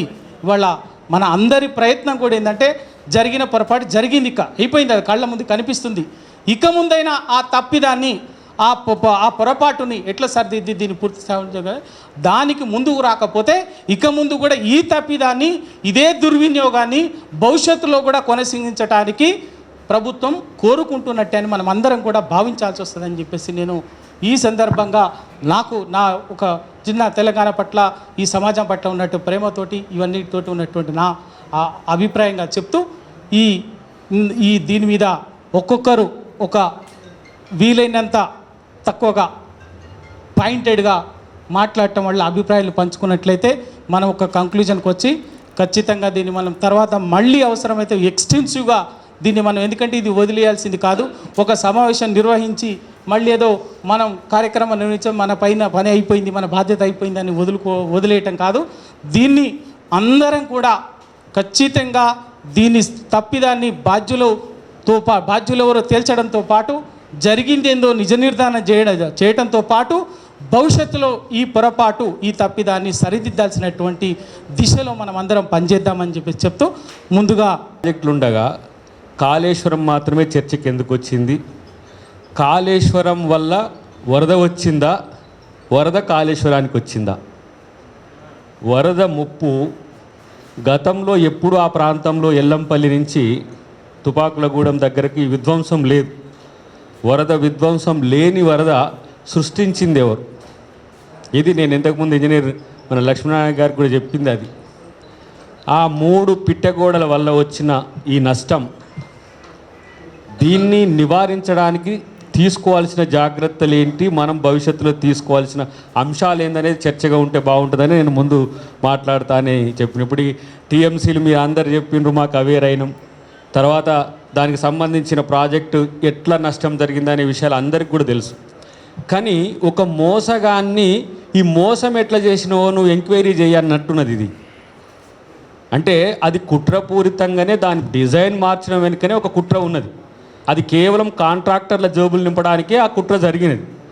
కాబట్టి ఇప్పుడు మనం నిజ నిర్ధారణ కమిటీ, ఫ్యాక్ట్ ఫైండింగ్ కమిటీని ఒకటి రిటైర్డ్ ఇంజనీర్లతో, సివిల్ సొసైటీతో, పొలిటికల్ పార్టీస్తో పోయి మనం ఒక 2 days అక్కడ ఎంక్వైరీ మనం చేద్దాం, ప్రజా కోర్టును నిర్వహిద్దాం.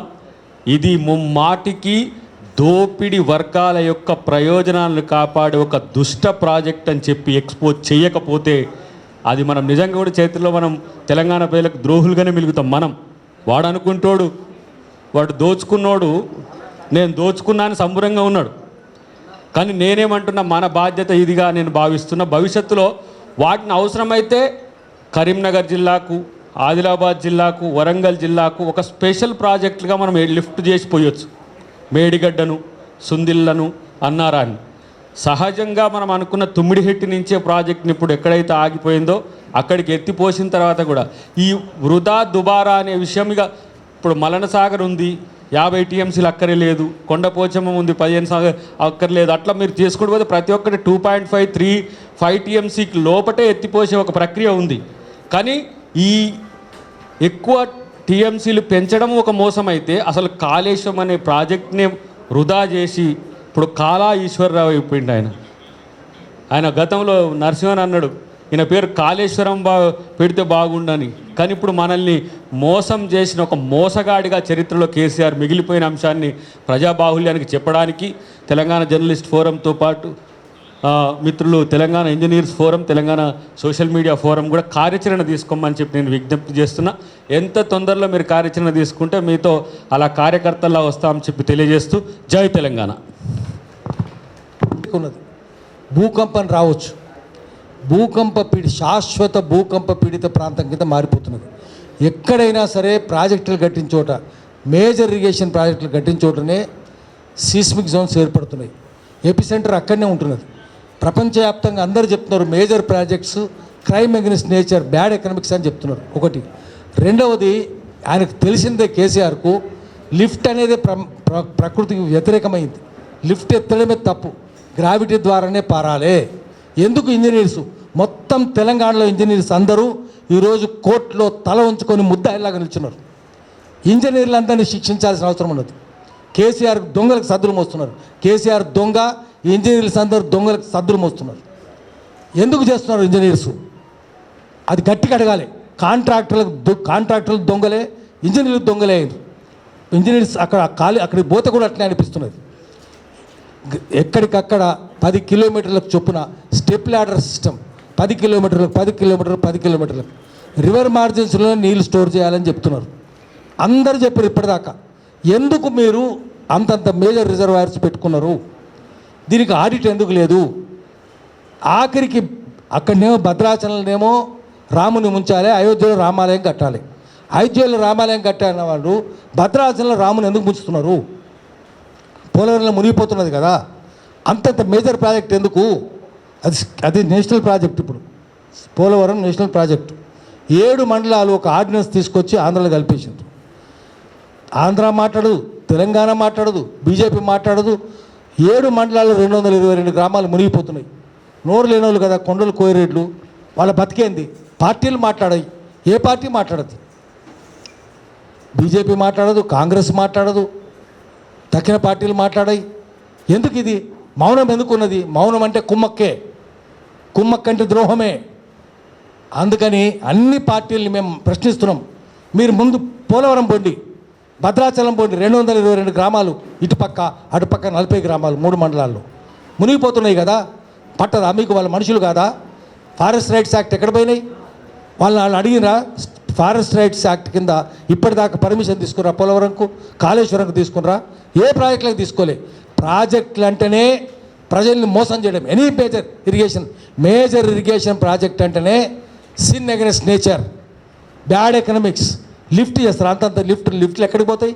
చివరికి కిన్లీ నీళ్ళు ఎంతనో అంత అవుతుంది. కిన్లీ నీళ్ళు కొన్ని ఇరిగేషన్ తోటి మీరు వ్యవసాయం చేస్తారా? తుమ్మడిహెట్టి అప్పుడే మనం చెప్పినాం. తుమ్మడిహెట్టి నుంచి గోదావరికి అటుపక్క ప్రాణహిత ఉంటుంది. అక్కడి నుంచి గోదావరి నుంచి చేవెళ్ళకు ఒక బేసిన్ నుంచి నీళ్ళు ఇంకో బేసిన్కి ఎట్లా ట్రాన్స్ఫర్ చేస్తారు? Inter basin river transfer is crime against nature, crime against local people. వాళ్ళకు ముందు తాగడానికి నీళ్ళు ఇవ్వు. ఎందుకంటే ఆదిలాబాద్ ప్రజలు గోండులు కదా, వాళ్ళకి నీళ్ళు ఇవ్వద్దు. వాళ్ళ నీళ్ళను నువ్వు హైదరాబాద్ తీసుకొస్తావా, చేవెళ్ళ తీసుకొస్తావా, షామిరిపేట తెస్తావా, ఎట్లా తెస్తావు కృష్ణా బేసిన్లోకి? అంత లేదు, ఎట్లెత్తుతావు? వాళ్ళకి ముందు తాగడానికి ఇవ్వాలి. నేషనల్ వాటర్ పాలసీ ఏం చెప్తుంది?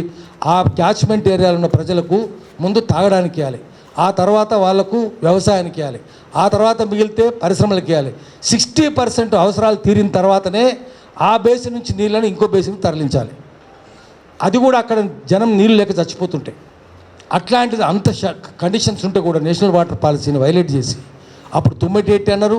తుమ్మడెట్టి కూడా ఇంకా సాధువు అయిపోయింది, అది కూడా తప్పే అని చెప్పినాం. ఆ బెజ్జూరులో ఏమైంది, దగడమగడ ఊర్లో ఏమైంది?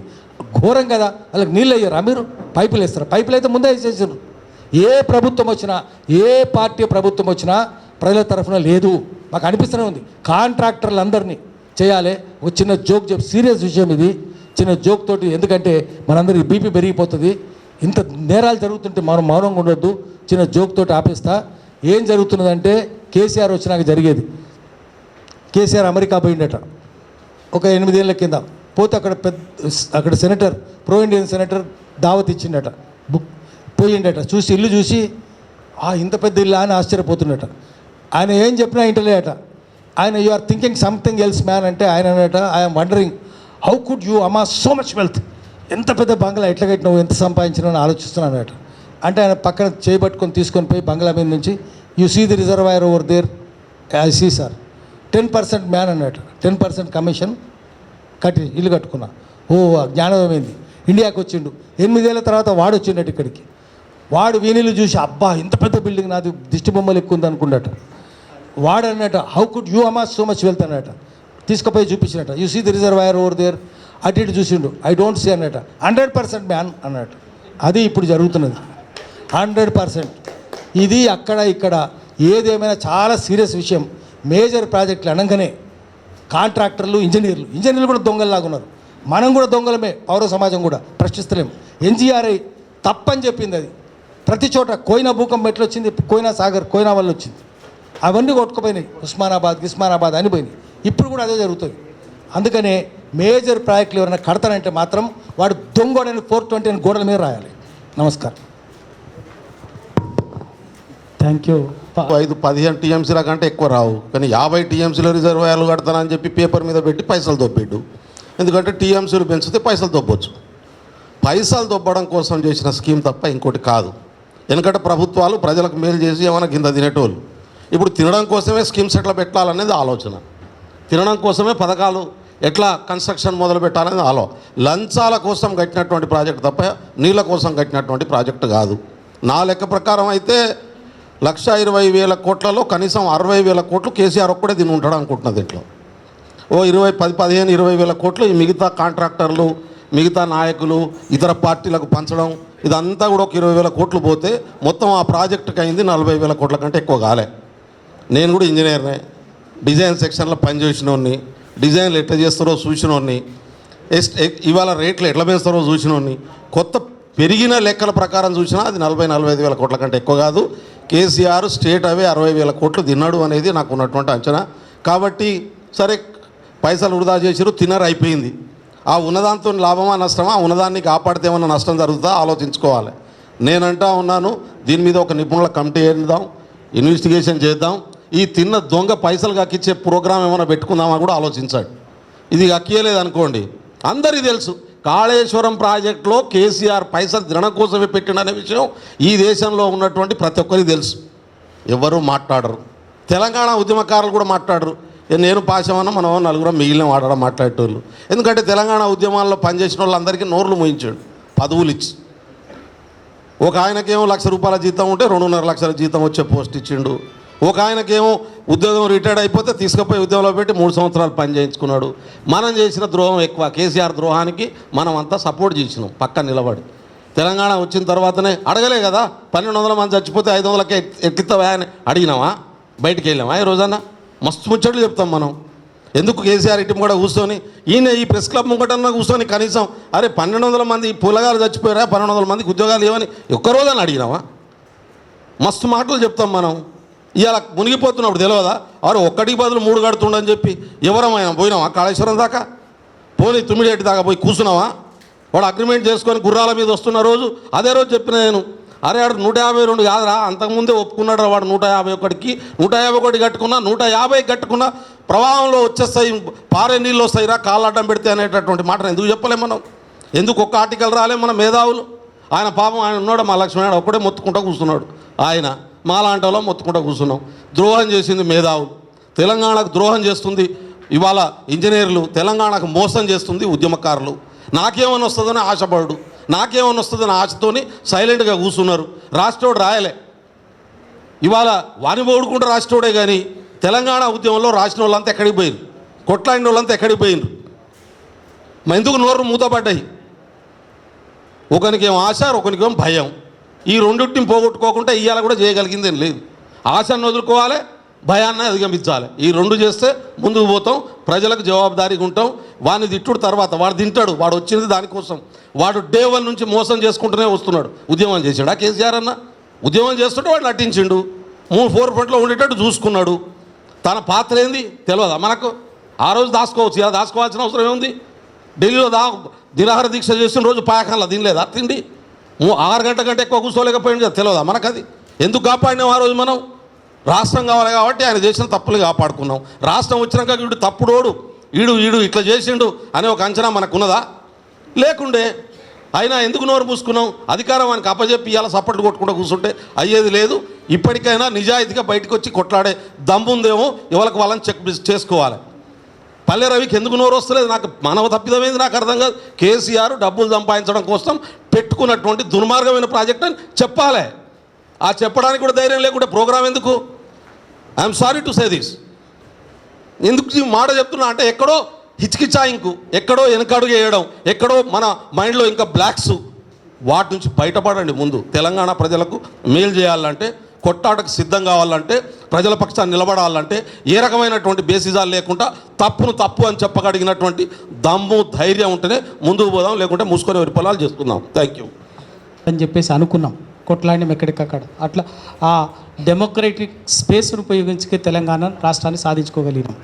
కానీ వాళ్ళ పరిస్థితులు మారిపోయినాయి.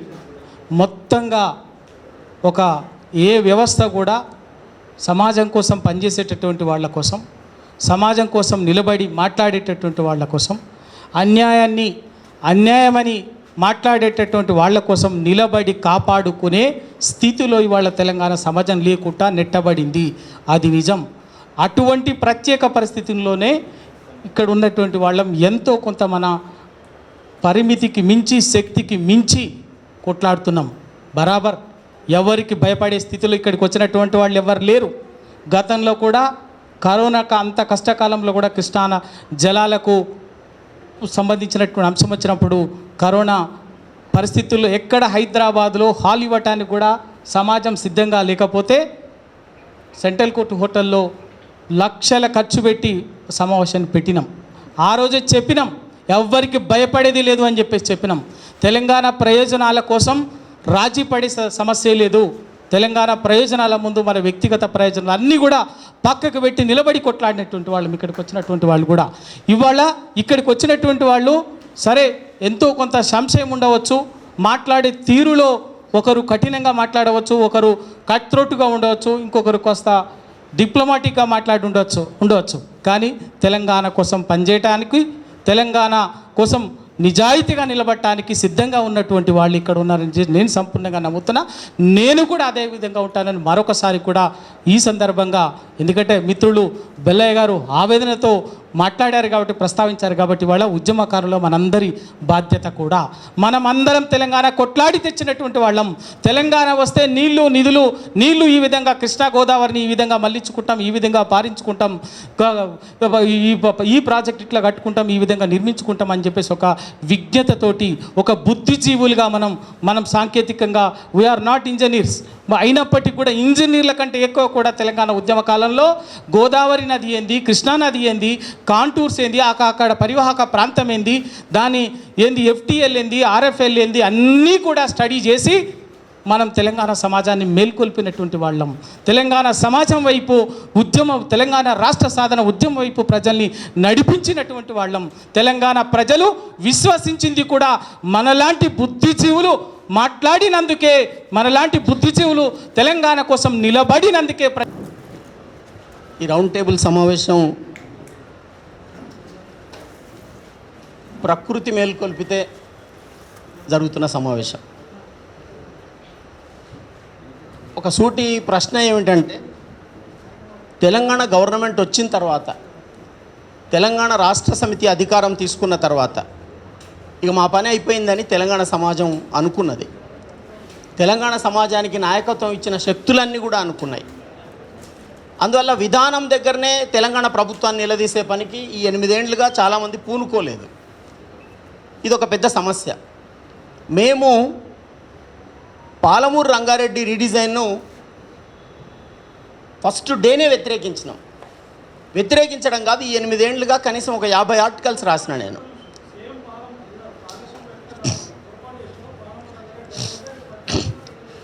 ఎస్ ఇప్పుడు నేను దాంట్లో వివరాలకు పోను సార్, ఇట్టే వస్తాయి. ఇక దీని మీదనే మాట్లాడతాను నేను. అయితే ఇది ఒక పరిస్థితి. అందువల్ల కాళేశ్వరం అని మనం మాట్లాడుతున్నామంటే పాలమూరు రంగారెడ్డి కూడా మాట్లాడుకున్నట్టే అనేది గుర్తించాలని నేను మనవి చేస్తున్నా. పాలమూరు రంగారెడ్డి స్కీము ఎంత ఘోరం అంటే, ఇక్కడ తుమ్మిడిహెట్టి నుంచి మేడిగడ్డకు డౌన్కు తీసుకొచ్చి నదిలోనే ఎత్తిపోసి నదిలోనే తిప్పి పంపించే ఒక స్కీమ్ ఎట్లయితే చేసిండ్రో, అక్కడ ఇంకా ఘోరం ఏం చేసినారంటే, జూరాలలో నీళ్లు లేవని, ఇక్కడ తుమ్మిడిహెట్లో నీళ్లు లేవన్నట్టే అక్కడ జూరాలలో నీళ్లు లేవని శ్రీశైలానికి షిఫ్ట్ చేసి అది ఇంటర్స్టేట్ పూర్ డీండ్ అని ఇంకొక స్కీమ్ను కూడా తెచ్చి జోడించి ఇదంతా చేసిండ్రు. ఎట్లా చేయగలిగినారని మేము చూసినప్పుడు ఏంటంటే, తెలంగాణ ఉద్యమం ఉవ్వెత్తుగా ఎగిసిపడ్డప్పుడు ఆ ఉద్యమంలో ప్రాణాలు ఇచ్చి రక్తతర్పణ చేసి ఆ ఉద్యమానికి బీజావాపన చేసి అదొక మహావృక్షమై పెరగడానికి పనిచేసిన వాళ్ళందరినీ కూడా తెలంగాణ ఉద్యమపు ముందు దశ నుంచి ఎట్లయితే నిర్మూలిస్తూ వచ్చినారో, అంటే అడిగే శక్తులను అంతం చేస్తే ఇక అడగని వాళ్ళు ఎంత ఉన్నా భోజనాలు చేస్తూ గడిపేస్తారు అనే ఒక స్థితి కేసీఆర్కు బాగా అర్థమైంది.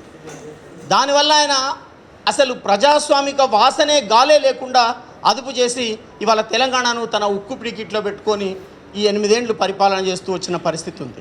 ఇవాళ ప్రకృతి మేల్కొల్పితే మనం మాట్లాడుతున్న పరిస్థితి వచ్చింది, కానీ నిజంగానే సీరియస్గా విధానం దగ్గర ఎందుకు మనం నిలబడలేదు? ప్యారలల్ పవర్ ప్రజెంటేషన్లు కాంగ్రెస్ చేసింది. ఆ రోజు శ్రవణ్ కుమార్ గారు వాళ్ళు చేసిండ్రు. మేము ఎక్స్పెక్ట్ చేసింది ఏమిటంటే, వై కాంగ్రెస్ సీరియస్గా పోరాడలేదు, వై బీజేపీ సీరియస్గా పోరాడలేదు, వై వామపక్ష పార్టీలు సీరియస్గా పోరాడలేదు. వీళ్ళందరినీ కదిలిచ్చింది కూడా మళ్ళీ నిర్వాసితుల క్వశ్చన్ మీద ఎంతైతే మనం నిలిచినామో, విధానపరంగా నీ స్కీమే మొత్తం తప్పు చేస్తున్నావు నువ్వు, ఈ నష్టం ఉన్నది, ఇదంతా వైట్ అండ్ బ్లాక్ ముందరున్నప్పుడు ఎందుకు కొట్లాడలేదు? ఇది మనం ఆత్మవిమర్శ చేసుకోవాల్సిన అవసరం కూడా ఉంది, పబ్లిక్కు చెప్పాల్సిన అవసరం ఉందని నేను మనవి చేస్తున్నాను మిత్రులారా. ఇవాళ ఎట్లయితే ఇంజనీర్లు, మొన్న షాద్నగర్లు కూడా అడిగినాం ఇంజనీర్లు ఏం చేస్తున్నారు? ఇది తప్పు జరిగిందని చెప్పడానికి సిద్ధంగా లేరు. ఒకరిద్దరు చెప్పడం కాదు, ఒక ఆర్గనైజేషన్గా ఇంజనీర్స్ రిటైర్డ్ ఫోరము కంప్లీట్గా గవర్నమెంట్ వెంట ఉండి చేసిన ప్రధాన్ని సమర్థించి ఇంటర్నల్ మీటింగ్లు పెట్టి ఒక స్ట్రెంత్ కూడా కట్టిండ్రు. ఇట్లెందుకు చేయగలుగుతున్నారని చెప్పేసి మీరు ఒక భావజాల వ్యాప్తి నిజంగా అవసరమవుతుంది. ఎప్పుడు అవసరమవుతుంది? ప్రాణహిత చేవెళ్ల ప్రాజెక్టు కావాలంటే, కాళేశ్వరం ప్రాజెక్టు కావాలంటే, ప్రజల నుంచి ఒక వాయిస్ తీసుకోవడం కోసం ఒక భావజాల వ్యాప్తి అవసరమవుతుంది. ఓ పాలమూరు రంగారెడ్డి కోసం జరగబోయేటటువంటి ప్రమాదాన్ని, విపత్తునితో పాటు ప్రజాధన దుర్వినియోగాన్ని, దోపిడీని కూడా మనం ఇప్పుడే పోరాటం చేసిన ప్రతి ఒక్కరం కాబట్టి మన స్థాయిలో మన పదవులలో ఉంటూ తెలంగాణ బిడ్డగా బాధ్యతగా మనం చేసిన పోరాటాన్ని గుర్తు చేసుకుంటూ, తెలంగాణ రాష్ట్రం రాకముందు ఎందుకు ప్రత్యేక తెలంగాణ రాష్ట్రం కొరకు పోరాటం జరిగినది? సమైక్య ఆంధ్రప్రదేశ్ రాష్ట్రంలో అభివృద్ధి జరగనప్పుడు అభివృద్ధి అంతా కూడా సంఖ్యాబలంతో, ఆర్థిక బలంతో ఆంధ్ర వాళ్ళు దోచుకుంటారనే ముఖ్య నినాదం ఒకటవుతే, రెండవది ఆత్మగౌరవ పోరాటం కూడా. అభివృద్ధి అనుకున్నప్పుడు మళ్ళీ నిజాం నవాబ్ కాలంలో కూడా అభివృద్ధి జరిగినది. ఇవే గొర్రెలు, బర్రెలు, ఈత తాటి చెట్టు అనుకుంటుంటే, సన్నబియ్యం అనుకుంటే కూడా ఆంధ్ర వాళ్ళు కూడా ఇచ్చేటోళ్ళు అంతకన్నా ఎక్కువ. ఎందుకు ఆంధ్రవాడు దోచుకుంటున్న ఉద్యమం ప్రత్యేకంగా జరిగినది? తెలంగాణ రాష్ట్రం నుంచి వనరులు దోచుకుంటూ నీళ్లు కానీ, ఉద్యోగాలు కానీ, నియామకాలు కానీ వాళ్ళు చేసుకుంటూ మనని సెకండ్ సిటిజన్ దాకా చూస్తూ ఉన్నారనే ఒక ముఖ్య నినాదం ఒకటి.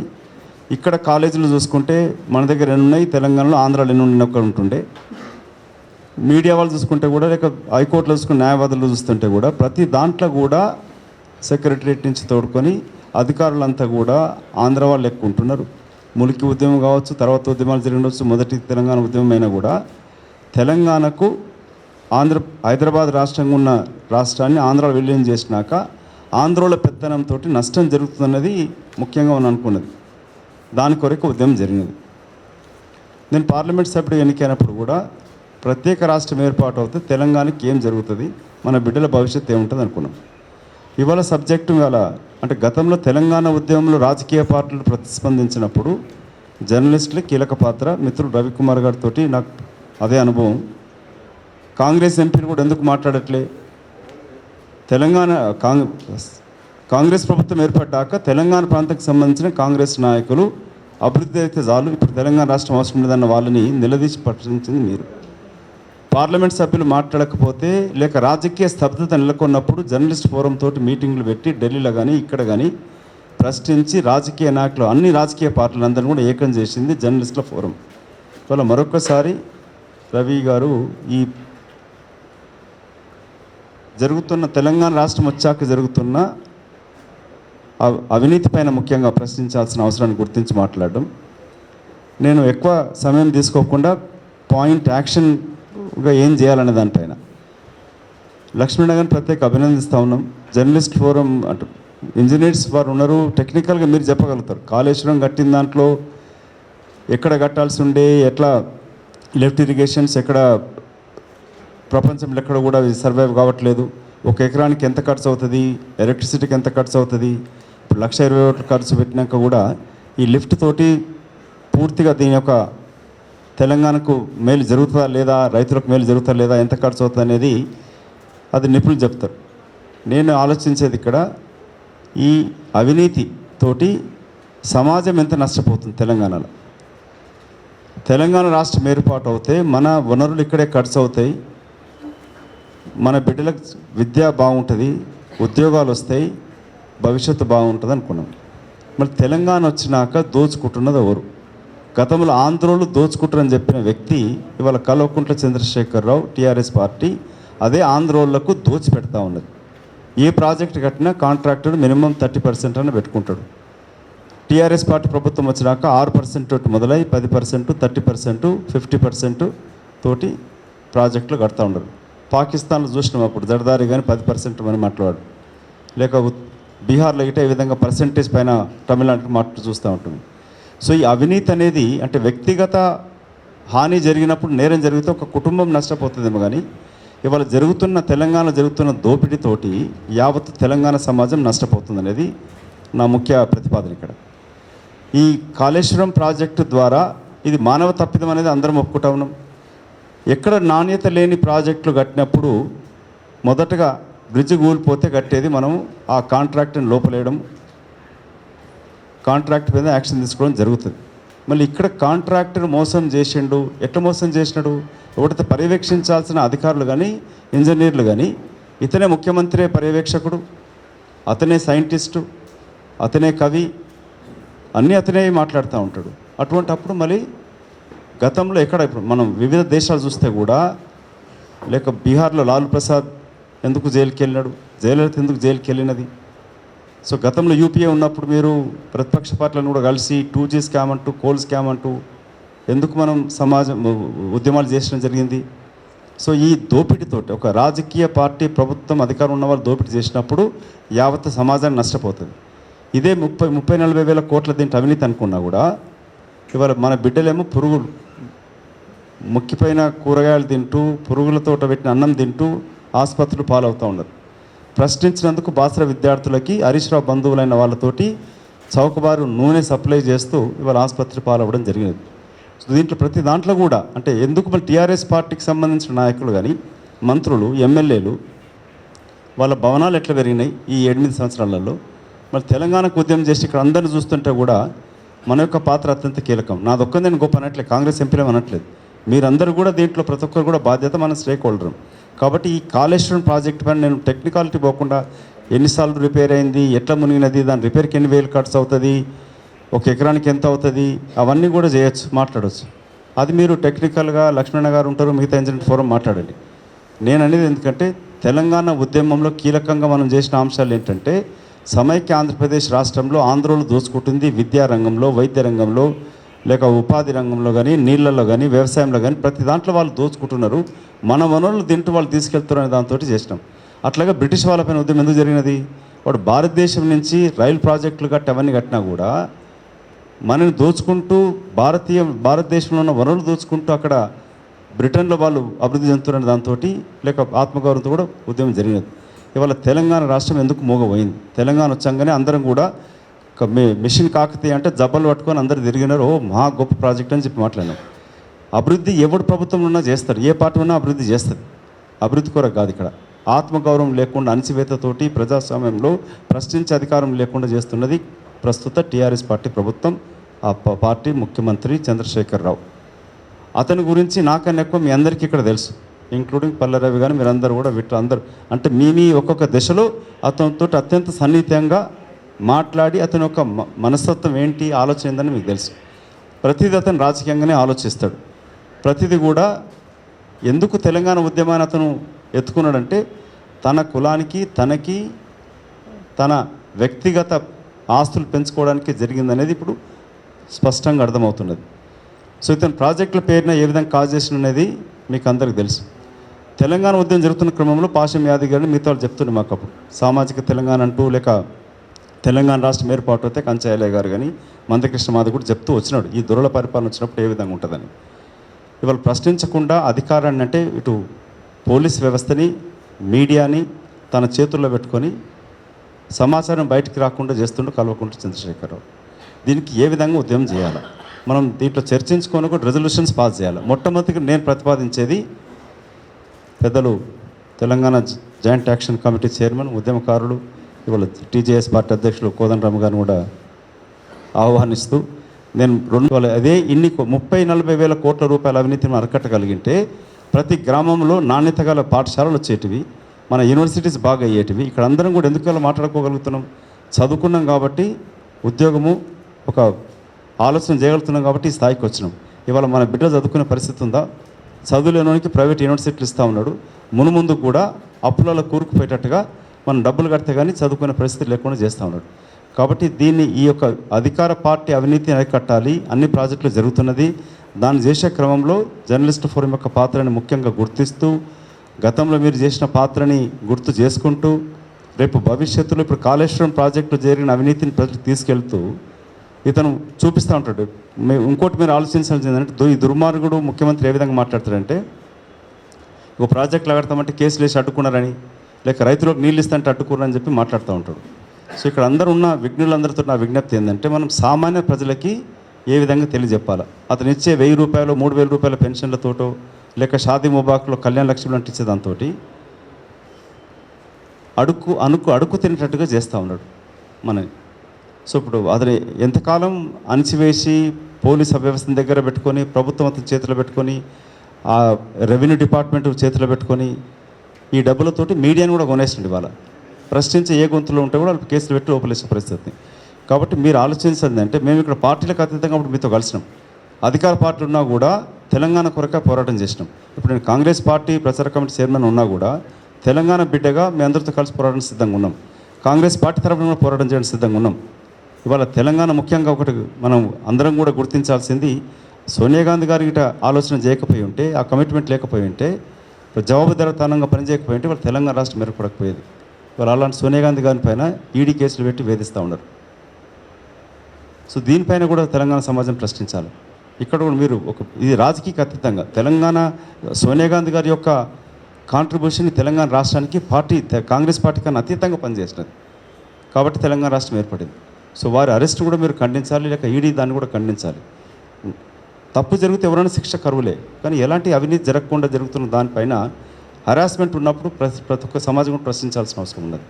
సో ఆఖరిగా నేను మీరు కోరుకునేది ఏంటంటే ఈ రెజల్యూషన్ రౌండ్ టేబుల్ కాన్ఫరెన్స్ తోటి మనం కాన్ఫరెన్స్ పెట్టుకుంటే సరిపోదు. దీని నెక్స్ట్ యాక్షన్ ఏంటి చెప్పండి. దీంట్లో ఎవరు కలిసి వస్తారు, కలిసి రారు మీ అందరికీ తెలుసు. తెలంగాణ ఉద్యమం మొదలైనప్పుడు కేసీఆర్ రాకముందే ఉద్యమం జరిగినది. మరి తెలంగాణ ఉద్యమం అతను వచ్చి పార్టిసిపేట్ చేసి లబ్ధి పొందినాడు. సో దీంట్లో ఎంతమంది వస్తున్న ప్రశ్న కాదు. ఇవాళ 50 మంది ఇక్కడ ఉండొచ్చు, కానీ డెమోక్రసీలో ఈ వర్డ్ ఆఫ్ మౌత్ తోటి జరుగుతుంది. మీరు అన్నట్టు మిత్రులు సజెస్ట్ చేసినట్టుగా ఒక పాంఫ్లెట్ తయారు చేసి ఈ 8 ఏళ్ల కాలంలో అభివృద్ధి పేరు పైన దోచుకుంటున్న దాన్ని బయటికి తీసుకొస్తూ ముఖ్యంగా కాళేశ్వరం ప్రాజెక్టు ముందుకు పెడుతూ తీసుకొచ్చి మిగతా అంటే కూడా చేయొచ్చు. ఒక్కొక్క దానిపైన ఒక్కొక్క గతంలో మీరు మాకు ఎంపీలకు మీరు ఎడ్యుకేట్ చేసేవాళ్ళు. విద్యారంగంలో ఎట్లా అవినీతి జరుగుతుంది అంటే మన అక్రమాలు జరుగుతున్నాయి, నీళ్ళల్లో పంపకంలో ఎట్లా జరుగుతుండే అని మీరు ఇస్తుండే. అట్లాగే ఇప్పుడు తెలంగాణ సమాజానికి తెలంగాణ వచ్చిందని నిద్రపోకుండా వాళ్ళని లేపడానికి కొరకు ఈ జరుగుతున్న అవినీతితోటి ప్రభుత్వ అవినీతి మొత్తం సమాజానికి ఎట్లా నష్టం చేకూరుతుందనే వివరిస్తూ దీన్ని కాపాడుకోవాల్సిన బాధ్యత మనందరిపైన ఉన్నది. సో ఇది ఎవరు అబ్బసొత్తు కాదు, ఒక పార్టీదో ఒక వ్యక్తిది కాదు ఇది. కాబట్టి తెలంగాణ రాష్ట్ర ఆస్తులను కాపాడుకుంటేనే రేపటి ఏ ఆకాంక్షతోటి ఏదైతే ఆశించి తెలంగాణ ప్రాణాలు అర్పించిన యువకుల కుటుంబాలకు మనం న్యాయం చేసినట్టు అవుతుంది, ఆ అమరులకు మనం నివాళులు అర్పించినట్టు అవుతుంది.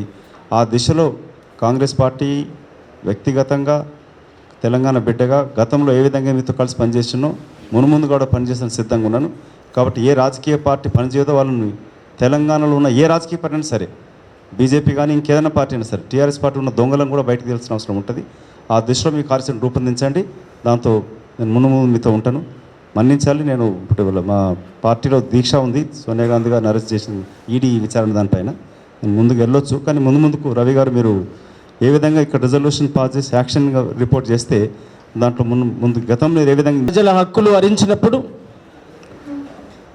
ప్రజల సమస్యలు గాలి కుదిలేసినప్పుడు, ఎవరు మాట్లాడితే వారి మీద సన్నాసులు, వెధవలు, దద్దమ్మలు అని చెప్పి ఒక అరాచకమైనటువంటి భాషను ఒక ముఖ్యమంత్రి హోదాలో ఉండి ప్రయోగిస్తూ, అదే భాషను మళ్ళీ ఎవరైనా మాట్లాడితే పాత్రికేయులు అనే జర్నలిస్టులు అనే గౌరవం లేకుండా, లేదా ఎవరైనా ప్రశ్నలు అడిగితే గౌరవం లేకుండా బెదిరిస్తూ ఈ రాష్ట్రం వారి తాత సొత్తు అయినట్టు, తండ్రి సొంతమైనట్టుగా ఈ రాష్ట్ర ప్రజల హక్కులను కాలరాస్తూ ప్రాజెక్టుల పేరుతో లక్షల కోట్లు దోపిడీ చేస్తున్నటువంటి కల్వకుంట్ల చంద్రశేఖరరావు వారి యొక్క దోపిడీని ఎండగట్టడానికి వచ్చినటువంటి బుద్ధిజీవులకు, మేధావులకు పేరు పేరున నేను ఉద్యమ వందనాలు తెలియజేస్తా ఉన్నా. మీ అందరికి కూడా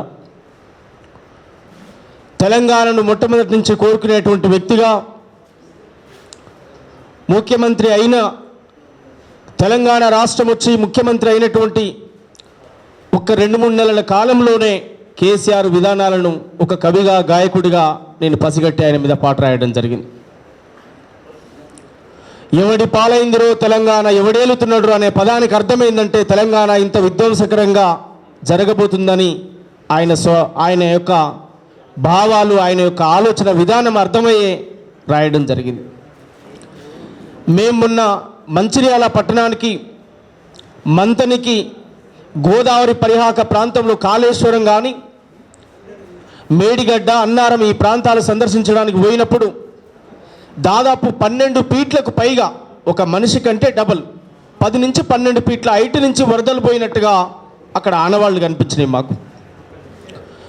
వైఎస్ఆర్ తెలంగాణ పార్టీగా మా నాయకురాలు షర్మిలమ్మ గారి ఆధ్వర్యంలో అందరం కలిసి పోయినప్పుడు 100ల కొద్ది పశువుల కొట్టాలు, పశువులు కొట్టుకొని పోయినాయి. ఇంట్లో ఏది ఉంటే అది వదిలేసి ప్రజలు ప్రాణాన్ని అరచేతిలో పెట్టుకొని రాత్రులు పగళ్ళు పరుగులెత్తిపోయి ప్రాణం దక్కించుకున్నటువంటి పరిస్థితి. అక్కడ ఇప్పటి వరకు ఒక్క పాలకుడు, అక్కడ ఎమ్మెల్యేనా, మంత్రా, ఒక్కరన్నా పోయి మేము ఇది మీకు చేస్తాము, మిమ్మల్ని ఆదుకుంటామని చెప్పినోడు లేడు ఇప్పటి వరకు. వాళ్ళు బిక్కుమంటూ, అంటే వాళ్ళు అక్కడ ఉన్నటువంటి రైతుల యొక్క అభిప్రాయాలు తెలుసుకున్నప్పుడు వాళ్ళు చెప్తున్నటువంటి మాట, కనీసం 10-12 సంవత్సరాలు గడిచినా ఈ నష్టాన్ని మేము పూడ్చుకోలేము అనేటువంటి బాధను వెలిబుచ్చినటువంటి పరిస్థితి ఉంది. అందువల్ల పల్లె రవణ గారి నాయకత్వంలో జరిగేటువంటి ఈ జర్నలిస్ట్ ఫోరం, సోషల్ మీడియా మిత్రులు వీళ్ళందరి ఆధ్వర్యంలో జరిగినటువంటి లక్ష్మీనారాయణ గారు చేసినటువంటి, చూపించినటువంటి రిపోర్ట్ ఏదైతే ఉందో అది ఒక అద్భుతం. ప్రజలకు ఏ రకంగానైతే న్యాయం జరుగుతుంది, ఏ రకంగా ప్రాజెక్టులు కడితే దాని ఖర్చు తగ్గుతుంది, ప్రజలకు న్యాయం జరుగుతుంది, వ్యవసాయానికి న్యాయం జరుగుతుంది, రైతుకు మేలు జరుగుతున్నటువంటి చూపించిన తీరైతే ముఖ్యమంత్రి అవి చూసి బుద్ధి నేర్చుకోవాల్సినటువంటి అవసరం ఉంది. జర్నలిస్ట్ ఫోరం ఆధ్వర్యంలో ప్రజా సమస్యల కోసం మీరు ఏ కార్యక్రమం తీసుకున్నా తెలంగాణ ఉద్యమంలో ముందున్నాం. సబ్బండ వర్గాల యొక్క హక్కుల మీద మరి మాట్లాడినటువంటి వాళ్ళం మీతో ఎప్పటికీ మేము కలిసి నడుస్తాం, ఆ పోరాటంలో కలిసి ఉంటామని చెప్పి మరొకసారి నేను గుర్తు చేస్తూ, ఎప్పటికప్పుడు మా పాశం యాదన్న అనేక ప్రజా సమస్యల మీద అనేక విషయాల పట్ల మరి వారు ఎప్పటికప్పుడు మాకు సమాచారం ఇస్తూ ఇలా ఉండాలి, ఇలా నడవాలని ఒక దిశను చూపెట్టేటువంటి పెద్ద ఆయన మాకు మరి ఒక దిక్సూచిగా నిలబడేటువంటి పెద్దలు. మరి అనేక మంది మాట్లాడినటువంటి తీరు, అనేక మంది మదియాసి గౌడన్న కానీ వీళ్ళందరూ కూడా ప్రజా సమస్యలు, ఎందుకంటే కాంగ్రెస్ పార్టీ ముఖ్యంగా ఒక జాతీయ పార్టీగా పెద్ద ఎత్తున ఇవాళ పోరాటంలో ముందుండాల్సినటువంటి అవసరం ఉంది. బీజేపీ పార్టీ కూడా ఇవాళ తెలంగాణ ప్రజల ఆకాంక్షలు అమలయ్యేంత వరకు, ప్రజల ఆకాంక్షలు నెరవేరే వరకు, అమరవీరుల కుటుంబాలకు న్యాయం జరిగేంత వరకు ఒక జాతీయ పార్టీగా అటు కాంగ్రెస్ కానీ ఇటు బీజేపీ కానీ మాట్లాడాల్సినటువంటి అవసరం ఉంది. ప్రశ్నించే గొంతుకగా జర్నలిస్టులు ఉద్యమంలో మనం ముందు వరుసలో ఉండాల్సినటువంటి అవసరం ఉంది.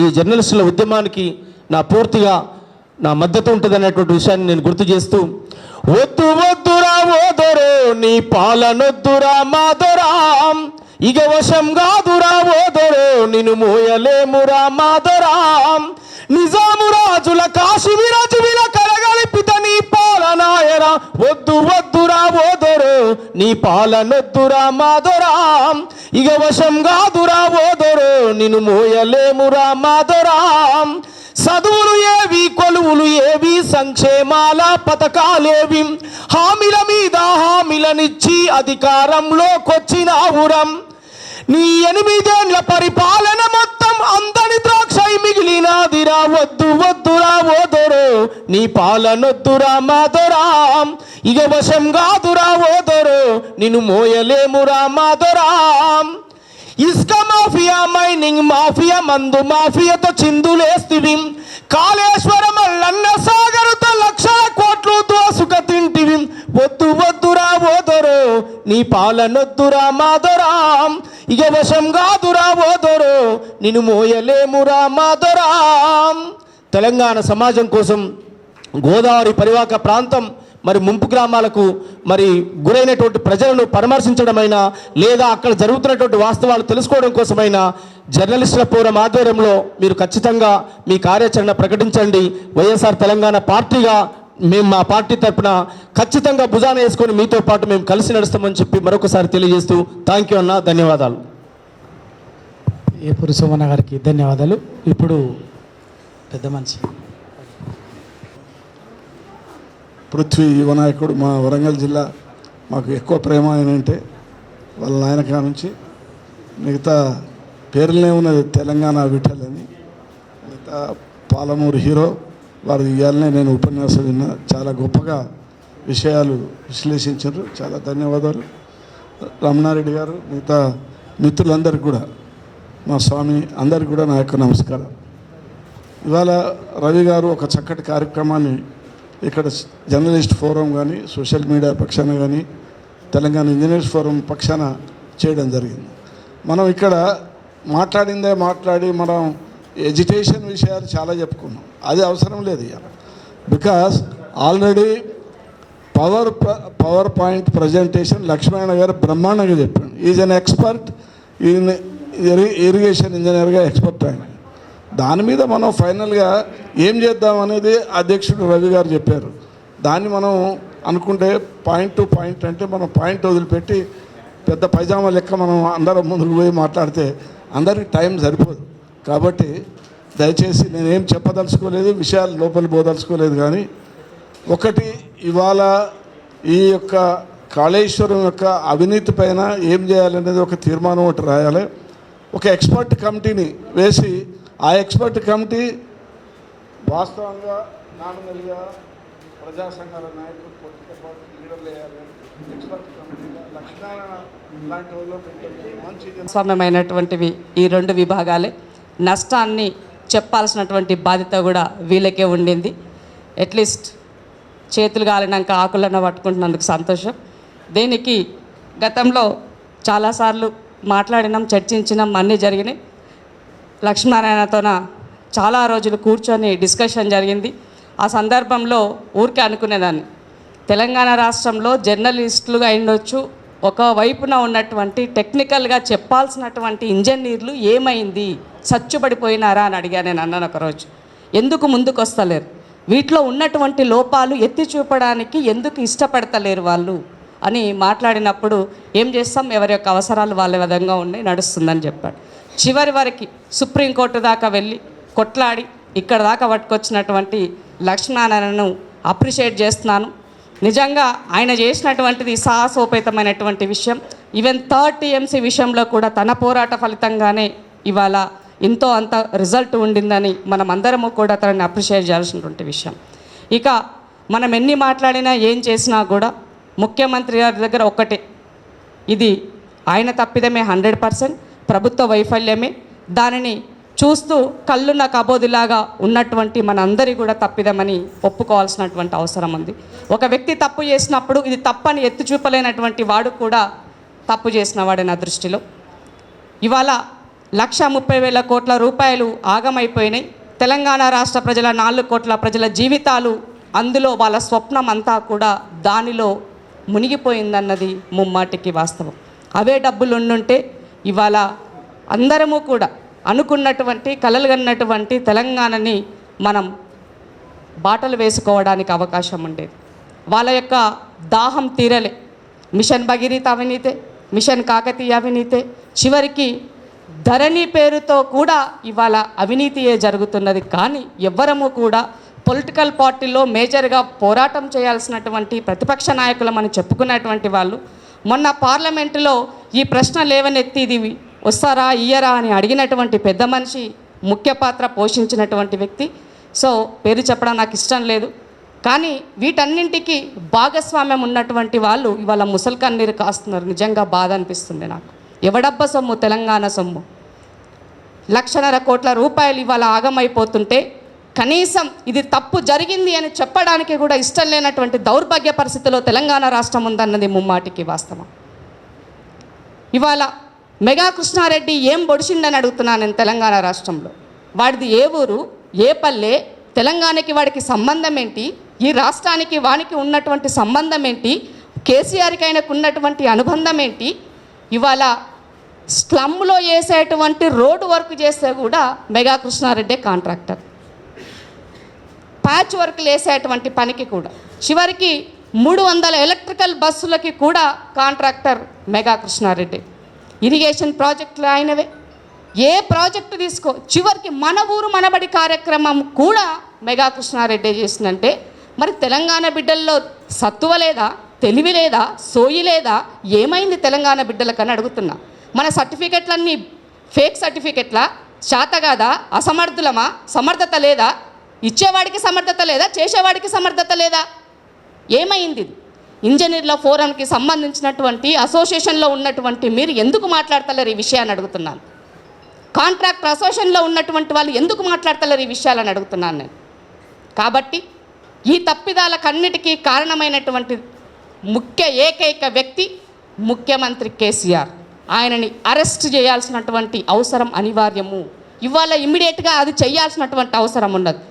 భారతీయ జనతా పార్టీ కేంద్రంలో అధికారంలో ఉండి అన్ని రకాలుగా అన్ని విధాలుగా రాష్ట్రానికి సపోర్ట్ చేసి మద్దతు ఇచ్చి వాళ్ళతో ఉన్నటువంటి భారతీయ జనతా పార్టీ వాళ్ళ అధికారం కావాలని అధికార దాహంతో పొద్దున్న లేస్తే గల్లీ నుంచి ఢిల్లీ లీడర్ దాకా ముఖ్యమంత్రి మోసం చేసిండు, దగా చేసిండు, కుట్ర చేసిండు, ఇవాళ అవినీతి చేసినని మాట్లాడుతున్నటువంటి మీకు వారం 10 రోజుల నుంచి తెలంగాణ రాష్ట్రంలోనే ఈడీ తిరుగుతుందట. మరి మీకు దారి తెలియకపోతే నేను ప్రగతి భవన్ దారి చూపిస్తా, ఫామ్ హౌస్ దారి చూపిస్తా, రండి.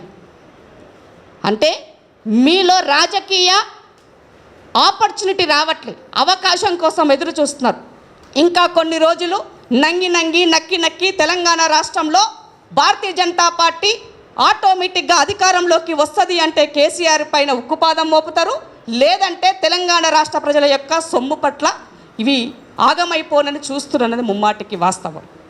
మొన్న వచ్చిపోయినటువంటి అందరూ కూడా విస్తృత సమావేశం తెలంగాణ రాష్ట్రంలో ఏర్పాటు చేసి భారతీయ జనతా పార్టీ ఏం చెప్పిపోయినారు? మీరు నరేంద్ర మోదీకి దమ్ముంటే ఆ రోజు మాట్లాడుండాల్సింది, ఆ విషయాన్ని చెప్పుండాల్సింది, ఆ రోజు ఆ విషయాన్ని చెప్పండి. Yes exactly sir, that's why I'm telling on Kaleshwaram only. Yes all party meeting కాబట్టి చెప్తున్నాను నేను. ఇంజనీరింగ్ మీరు చెప్పాల్సింది మీరు చెప్పండి.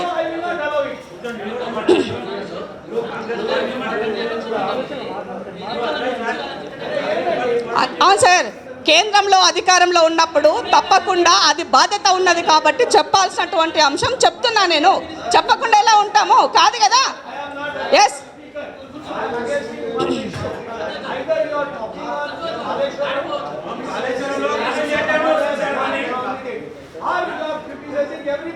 yes exactly sir, my party is honest party, that's why I'm telling. నీతికి నిజాయితీకి అవినీతి లేనటువంటి మచ్చలేనటువంటి మారుపేరైనటువంటి ఆమ్ ఆద్మీ పార్టీ కేజ్రీవాల్ నాయకత్వంలో పనిచేస్తున్నందుకు గర్వపడుతున్నా సార్. ప్రశ్నిస్తున్నందుకే ఈ రాష్ట్రంలో ప్రశ్నించే హక్కు నాకున్నది కాబట్టి ప్రశ్నిస్తున్నా. ఒక తెలంగాణ ఉద్యమకారిన దేవన్ నుంచి తెలంగాణ రాష్ట్రంలో పనిచేసినటువంటి నాకు హక్కు ఉన్నది కాబట్టి అడుగుతున్నా నేను సామాన్య మహిళగా. ఎస్ ఏం సార్ ఏం తెలుసు మీకు? ఇన్ని రోజులు ఏడబడినరు, ఏడ ఉన్నారు సార్? ఇన్ని రోజులు ఏడ ఉన్నారు? దయచేసి కూర్చోండి. దయచేసి ఒక నిమిషం ఇవ్వాలి. ఇది కాళేశ్వరం అనేది మెయిన్ ఫోకస్. కాళేశ్వరం మీద మాట్లాడి తెచ్చుకున్నటువంటి సర్టిఫికేట్ చారిత్రాత్మకమా? ఆ రోజు గుర్రాలెక్కి ఊరేగినాడు సార్ వచ్చి. మరి అవన్నీ మనం ఆ రోజు మాట్లాడి అడ్డుపడి ఉంటే అది వేరేగా ఉండేది ప్రశ్న. చెయ్యలేదు కాబట్టి ఇవాళ మనం అనుభవిస్తున్నాం, మన బిడ్డలు అనుభవిస్తున్నారు. వాళ్ళకు ఇవాళ ఒకటని క్లియర్ కట్ అడుగుతానని. తెలంగాణ రాష్ట్రం రాకముందుకు ముఖ్యమంత్రి యొక్క ఆస్తులేంటి, కుటుంబం యొక్క ఆస్తులేంటి, ఇవాళ ఆస్తులేంటి ఈడీ ముందు పెట్టమని చెప్పండి. వాళ్ళు ఎంత ట్రాన్స్పరెంట్గా ఉన్నారో. నిజంగా మేమే కనుక తప్పు కనుక వాళ్ళపైన ఆరోపణ చేస్తే దేనికైనా సిద్ధం, దేనికైనా సిద్ధం. ఆ దమ్ము ధైర్యం వాళ్ళలో ఉందో చెప్పమని చెప్పండి. కాబట్టి ఏదేమైనప్పటికీ కూడా ఇన్ని రోజులకైనా ఇప్పటికైనా కాళేశ్వరం ప్రాజెక్టు పైన సిబిఐ ఎంక్వైరీని కోరుతున్నాం. దీనికి సంబంధించినటువంటి నిపుణుల కమిటీ డే 1 నుంచి రీడిజైన్ పేరు నుంచి ఇప్పటిదాకా అయ్యేటువంటి దాంట్లో లక్ష్మీనారాయణ యొక్క భాగస్వామ్యం ప్రతి ఒక్కటి కూడా తను ఎత్తి చూపినాడు. కోర్టులు కూడా ఇచ్చినాయి. తర్వాత తను ఎన్జిటికి వెళ్ళినప్పుడు కూడా వాళ్ళు ఇచ్చినటువంటి రిపోర్ట్లు ఉన్నాయి. ఇంతకన్నా సాక్ష్యం ఇంకా అవసరం లేదనుకుంటున్నా. దానికి మనం కల్లారా నిలబడి చూసినటువంటి మొన్న వరదలు వచ్చినప్పుడు మునిగిపోయిన దానికి ఇవాళ నిన్నగాక మొన్న కట్టినటువంటి గోడ కూడా కూలిపోయిన తర్వాత క్వాలిటీ లేనటువంటి నాణ్యత లేనటువంటి కట్టడం వల్ల మరి ఆ కాంట్రాక్టర్ని మనం బాధితం చేయకపోతే ఎవరిని బాధితం చేస్తాం? కాంట్రాక్ట్ని బాధిత చేయాలా? ఇచ్చినటువంటి వ్యక్తిని బాధితం చేయాలా? అవి ఏ పార్టీలు ఎక్కడెక్కడ ఎవరెవరికి ఎట్లా ఏ రకంగా ముడుపులు ముట్టినాయి కూడా బాధ్యులను చేయాలా? ఇది నేను అడుగుతున్నా. ఇది తప్పెలా అవుతుందో నాకు అర్థం కాల. పెద్ద మనిషికి ఏమైనా నా మీద కోపం వస్తే ఆలోచించుకుంటా, నేనేమైనా తప్పు ఎక్కడన్నా మాట్లాడితే. ఏదేమైనా తెలంగాణ వాదిగా, తెలంగాణ బిడ్డగా, తెలంగాణ రాష్ట్రంలో జరిగేటువంటి అవినీతి పట్ల ఉక్కుపాదం మోపడం కోసం కాళేశ్వరం కరప్షన్ రాజా మీద పోరాటం చేయడానికి ఆమ్ ఆద్మీ పార్టీ ఎప్పుడూ సిద్ధమని గుర్తు చేస్తున్నాం. Thank you. ఇందిరా గారికి ధన్యవాదాలు. ఇప్పుడు పోతే అసలు ఒక 15-20 కిలోమీటర్ల దూరమే ఒక 50 మంది పోలీసు వాళ్ళు అడ్డుకొని మేమిద్దరమే ఉన్నాం. దాదాపు ఒక 2.5 గంటలు మమ్మల్ని క్రిమినల్స్ను చేజ్ చేసి మహాదేవ్పూర్ పోలీస్ స్టేషన్కు తీసుకుపోయినారు. ఎందుకు అరెస్ట్ చేసిర్రు తెలియదు. తర్వాత మేమేమన్నామంటే అరే చూస్తాం భయ్, ఇదానికి వచ్చినాం కదా ఒకసారి లోపల పోయి చూస్తాం, అట్లా ఇట్లా చేసి కాళేశ్వరం గెస్ట్ హౌస్ దాకానైతే పోయినాం. అక్కడ దాకా పోయినాం. వాళ్ళని ఏదో అటు చెప్పి ఇటు చెప్పి చేసి లోపల దాకా పోయినాము. అక్కడి నుంచి కదలనియలే వాళ్ళు, అసలు కదలనియలే. చూసింది ఏంటంటే అక్కడ ఇప్పుడు లక్ష్మణ్ సార్ ఇచ్చిన దీంట్లో పవర్ పాయింట్లో చూస్తుంటే అది 20,000 క్యూసెక్లకు తక్కువనే ప్రవాహం ఉన్నది అనేది. అది వాస్తవంగా ఏంటంటే ఫ్లడ్స్తో పోయింది కాదు. అది అందరు ఫ్లడ్స్ అని మాట్లాడుతారు. మేము ఆడిపోయి చూసిన తర్వాత ప్రెస్ వాళ్ళు అక్కడ లోకల్ వాళ్ళు చెప్పిన దాన్ని చూసిన దాని ప్రకారం ఏంటంటే ఆ గోడ కూలి ఆ 17 పంప్ సెట్లు, ఆ లక్ష్మీ పంప్ సెట్లు నిన్న ఇంకా ఫ్లడ్స్ నిజంగానే వస్తే పరిస్థితి ఎట్లుంటుందో తెలియదు. కానీ ఫ్లడ్స్ది కాదు, ఇంకా ఇది ఫ్లడ్స్ కాదు. మేము చూసినాం కాబట్టి, నేను అక్కడ ప్రాక్టికల్గా చూసినాం కాబట్టి చెప్తున్నా. నేను అందరు ఫొటోస్, కొంతమంది వీడియోస్, అక్కడ ఉన్న వాళ్ళు కూడా కొంతమంది వాచ్మెన్లు వాళ్ళు వీళ్ళు కూడా పెద్ద సపోర్ట్ వచ్చిందన్న. చాలా పెద్ద సపోర్ట్ వచ్చేవరకు ఊరికొచ్చినా మేము మొత్తము, లేకపోతే వీడియో తీస్తుంటే ఫోటోలు అయితే దొరికినాయని చెప్పి ఇది చెప్పారు. అంటే నేను మీకు చెప్పేది ఏంటంటే ఇదో పెద్ద బుద్ధిబలమున్న తిమ్మ గదే ఎక్కిన బొమ్మ పెద్దనాయకుడమ్మ ఓ కూనలమ్మ అని కవి రాసిండు. బుద్ధిబలమున 80,000 పుస్తకాలు రాసినోనికి అంత తెలివిలేదు. వానికి ఎట్లా తినాలో కూడా అర్థమవుతుంది. దానికి అది తినే పైసలన్నా చక్కగా తినేసి అది కూడా తినే శాతనైతే లేదు. ఆడు అంటుండు, వాచ్మెన్ అంటుండే, అరే అమ్మయ్య అవులేకు ఖానా भी नहीं आता क्या साविनो, अच्छा खा सकते ना, अच्छा बना के अच्छा खा सकते ना, अभी देखो उसका सत्यानाश हो गया అని చెప్పి ఇక అయిపోయింది. ఇప్పుడు బయటపడదు. ఇన్ని రోజులు మా బోటోళ్ళు ఎంత చెప్పినా కానీ ఎవరు నమ్మలే. కానీ ఇప్పుడు నమ్మే పరిస్థితి ఉన్నది. ఎందుకంటే అక్కడ మునిగినాయి కాబట్టి ఇప్పుడు అన్నారంలో మునిగినాయి. లక్ష్మీ పంప్ సెట్లు బాహుబలిలు మునిగినాయి. బాహుబలి చాలా పెద్ద చేసింది కదా, ఆ బాహుబలి ఏడనో ఇస్తుంటారు. సార్ నేను ఒక మీకు విజ్ఞప్తి, వేదిక కూడా విజ్ఞప్తి ఏం చేస్తున్నా అంటే, మా రవి గారికి అందరి విజ్ఞప్తి అంటే, ఉన్నది చెప్తున్నా సార్, మీరేం అనుకోవద్దు. కానీ రాజకీయ నాయకులు అంటే ఎవరు నమ్మే పరిస్థితి లేదు. ఏ పొలిటికల్ పార్టీ అయినా పర్వాలేదు, నేను ఉన్నది చెప్తున్నా. ఏ రాజకీయ పార్టీ అయినా పర్వాలేదు, ఈ పార్టీ ఆ పార్టీ అయినా ఎవరిని నమ్మతట్లేరు. మీరే మీ ఇంజనీర్లు ఇలా బయటకు వచ్చి ఇప్పుడు మీరు మీ అసంటోళ్ళు చెప్పండి, కరపత్రాలు తీయండి, పాయింట్ వైజ్గా ఇలా వీడియోస్ తయారు చేద్దాం. చిన్న ఏ అంశం మీద ఎక్కడెక్కడ నా ఎన్నికలు అన్ని ఉన్నాయి, అన్ని కోణాలు ఉన్నాయి ఇలా. దాంట్లో ఒక్కొక్క వీడియోస్ తీస్తారా, మీ అసంటోళ్ళే చెప్పాలి. బయట వాళ్ళు మన పార్టీలు చెప్తే మాత్రం జనం నమ్మరు. ఇవాళ ఏంటంటే మనం జైల్లో పంపిస్తామా, ఇవన్నిటికన్నా ఏంటంటే ఫస్ట్ ఆయనను ఆ పెద్ద నాయకుడు అమ్మ కాడికి వెళ్ళి వాడికి పాతాళంలో తొక్కాలి ఫస్ట్, వాడికి జైలు. తర్వాత ఈ పంపించిన వాళ్ళు అట్టే పంపిస్తారు. రేపు కాంగ్రెస్ అయినా బీజేపీ అయినా సీట్లు అటు ఇటు వస్తే వచ్చే ఎలక్షన్లో ఇప్పుడు మన అందరూ అనుకుంటాం జైలు పంపిస్తారు. ఎవరు జైలు పంపించడంతా ఉట్టిదే. మళ్ళీ వాడికి 10 సీట్లు 20 సీట్లు అటు ఇటు వస్తే మళ్ళీ ఇద్దరు ములాఖాత్ అవుతారు, మళ్ళీ వాళ్ళ గవర్నమెంట్ 5 ఏళ్ళు నడుస్తూనే ఉంటుంది. సో పబ్లిక్ పిచ్చోళ్ళు అవుతారు ఇలా. అందుకని ఏంటంటే పబ్లిక్ ఫస్ట్ ఇన్ఫర్మేషన్ పోవాలి, అసలు వాస్తవాలు ఏం జరుగుతున్నాయని. కృష్ణ గోదావరులు కుడి ఎడమ పారగా, గోల్కొండ తలపైన కిరీటమై మెరువగా, త్రిలింగాల నేల తెలంగాణమై, భరతమాత అనుదుట సింధూరమై అని గొప్పగా వాడుకొని గొప్పగా చెప్పుకున్నాం. ఇలా సింధూరం చూడు ఎట్లా ఏడుస్తున్నదో మొత్తం Telangana. Corruption 1 to 1st 2nd పొజిషన్లో కరప్షన్ పోయింది. కాళేశ్వరం అంటే corruption, mission Kakatiya, mission Bhagiratha, mission money. వాళ్ళు ఒకటి పెట్టుకున్నారు మిషన్ మనీ. మా సొంటలో పిచ్చోళ్ళు లెక్క తెలంగాణ గురించి కొట్లాడుతుంటే వీళ్ళు మా ఇంతకుముందు మా బెల్లన్న అన్నాడు, మేము కూడా పోయి బాత్రూంలో మేము చూడలేదా అని. ఎందుకు చెప్పలే? అప్పుడు చెప్పాలి. మేము చెప్పినామా, పల్లెకొకడు గల్లీకొకడు ఢిల్లీ దాకా పోయిండొకడు, ఎక్కడ చూసినా నీ కోసం ఎత్తుకులాడుతున్నామని ముంగట ఏడుపు ముఖం పెట్టి ముల్లే కట్టుకుంటున్నాడు. అమ్మాసుడు తెలంగాణ మా అంగట్ల బతుకు ఆగమాగమా అని చెప్పినాం. 2003లో చెప్పిన గోపిటలు కూడా ఈడున్నాడు. మేము మా సొంటలు చెప్తే ఎవడు వినలే, ఎవడు నమ్మలే. అరే ఇంకేం పని లేదు అనే ఇక పొద్దున్న లేసే కేసీఆర్ ఉందన్నమాట. ఇవాళ ఏమైనా దరిద్రుడు ఇన్నేళ్ళ తర్వాత ఇక మళ్ళీ గదే కూర్చొని మళ్ళీ గదే వచ్చింది. ఈ నసిస్తాన్ గుప్తాన్ బర్ఖాస్తాన్ ముచ్చట్లు కాకుండా ప్రాపర్గా దీనికి సిస్టమేటిక్గా ఇంకోటి పార్టీలను మీరు ఇన్వాల్వ్ చేస్తే, ఇంతకుముందు మదన చెప్పి నేను వ్యక్తిగతంగా నేను ఏమంటలేను, ఈ పార్టీలను ఇన్వాల్వ్ చేస్తే మాత్రం ఏం కాదు. వాళ్ళు ఎన్నుకుండాల్సిందే. చదువుకున్న వాళ్ళు కావచ్చు, చదువుకున్న వాళ్ళలో కూడా ఇలా మేధావులు చాలామంది అటు ఇటు ఉన్న వాళ్ళు ఉన్నారు. మీరు డే 1 నుంచి ఏంటంటే ఇది జరగబోతున్నది. అప్పుడు అన్నారు తెలంగాణ దరిద్రం ఏంటంటే ఉన్న చెప్పడానికి ముచ్చట ఇనే పరిస్థితి లేదు. కానీ ఇప్పుడు కాళేశ్వరం అడ్డు పెట్టుకొని మాత్రం చెప్పొచ్చు. ఇప్పుడు అన్ని విషయాలు మాట్లాడవచ్చు. కానీ మళ్ళీ సార్ చెప్తున్నా, ఈ పార్టీలో చుట్టూ పోతే మాత్రం నా వ్యక్తిగత అభిప్రాయంగా చెప్తున్నా, చుట్టూ పోతే మాత్రం ఊదు కాలేదు తీరు లేవదు. ఎవడు నమ్మడు. మీరు ఆ కమిటీలు వేయాల్సిందే. అట్లా ఆ లైన్లో కనుక తీసుకొని పోయి వాళ్ళని వెనక బెంచ్లో పెట్టారు. ఫస్ట్ అయితే ఇన్ఫర్మేషన్ పోవాలి. ఎందుకు మునిగినాయి? ఇప్పుడు వరదలు అంటారు. వరదలు కాదు, గోడ కూలింది, పంప్ సెట్లు మునిగినాయి. వరదలు వస్తే ఇంకేం బీభత్సం, ఏం ప్రమాదం జరుగునో. గోడ ఎందుకు కూలిందంటే నాణ్యమైన గోడ లేదు. ఎందుకు నాణ్యమైన గోడ? పైసలు తిన్నారు. అక్కడి నుంచి స్టార్ట్ అయితే ఇవన్నీ వింటారు వాళ్ళు. మనం చెప్పేటి అన్ని పవర్ పాయింట్ ప్రజెంటేషన్ ఎక్కడెక్కడి నుంచి ఎక్కడ ఉండాల్సిందే, మొదటి డిజైన్ ఏంది, తర్వాత డిజైన్ ఏంది అనేది అక్కడి నుంచి మొదలయ్యి అవన్నీ వినే పరిస్థితి ఉంటుంది. కానీ ఏంటంటే పార్టీలు పెడతారు. ఇప్పుడు ఇంతమంది ఇక్కడికి వచ్చి కూర్చున్నాం, 50 మంది, ఒక్కొక్కరు ఒక్కొక్క ఒపీనియన్ మేకర్స్ కావచ్చు. ఇలా ఇది జిల్లాల వారీగా పోయి కింది దాకా పోతే కనుక రేపు ఎవరు గవర్నమెంట్ వచ్చినా కానీ దీని మీద యాక్షన్ ఉంటుంది. ఆ పైసలు కక్కిచ్చే కాడికి వస్తారో, వాళ్ళు జైలు పోతారో, ఎన్ని లేదో. అట్లీస్ట్ ఈ దరిద్రుడు ఇంకొకసారి మళ్ళీ అధికారం రాకుండా అయితే చూసుకుందాం. ఈ దరిద్రుడు ఇంకోసారి అధికారం రాకుండా అట్లీస్ట్ అరే ఏడ చూసినా కానీ, ఎక్కడ చూసినా కానీ, ఏ ఇంటికి చూసినా కానీ ఏదో ఒక సమస్య చాతాడు పొడుగున్నాయి. ఇవన్నీ పోవాలంటే ఫస్ట్ జనం ఎడ్యుకేట్ కావాలి. ఊర్లలో టీచర్లకు పెట్టి ఒక పవర్ పాయింట్ ప్రజెంటేషన్, ఒక్క కాళేశ్వరం చాలు, వాళ్ళు బొంద పెడతాను, ఒక్క కాళేశ్వరం చాలు. ఇట్లా ఏది చూసినా కానీ బడులు అయితే గోస మేము పోతున్నాం. మురళి గారు మేము పోతుంటే ఆ గవర్నమెంట్ బడులలో పోతుంటే, ఎందుకంటే ఇది అవుట్ ఆఫ్ ది టాపిక్ అనుకోవచ్చు కానీ ఇంట్లో పెట్టినట్టు పైన కొసరు 30,000 కోట్లు, 1,30,000 అన్నారు కదా. ఆ 30,000 కోట్లలో ఒక 20,000 కోట్లు పెడితే చాలు, బడులు మొత్తం బాగుపడతాయి. ఇలా 1,200 మంది ఒక 8 సంవత్సరాల కింద బడులలో ఉంటే ఇలా 40 మంది 35 మంది కాడికి తగ్గిపోయిండ్రు. మేము ఆ బళ్ళలో పోయి కూర్చుంటే ఘోరం.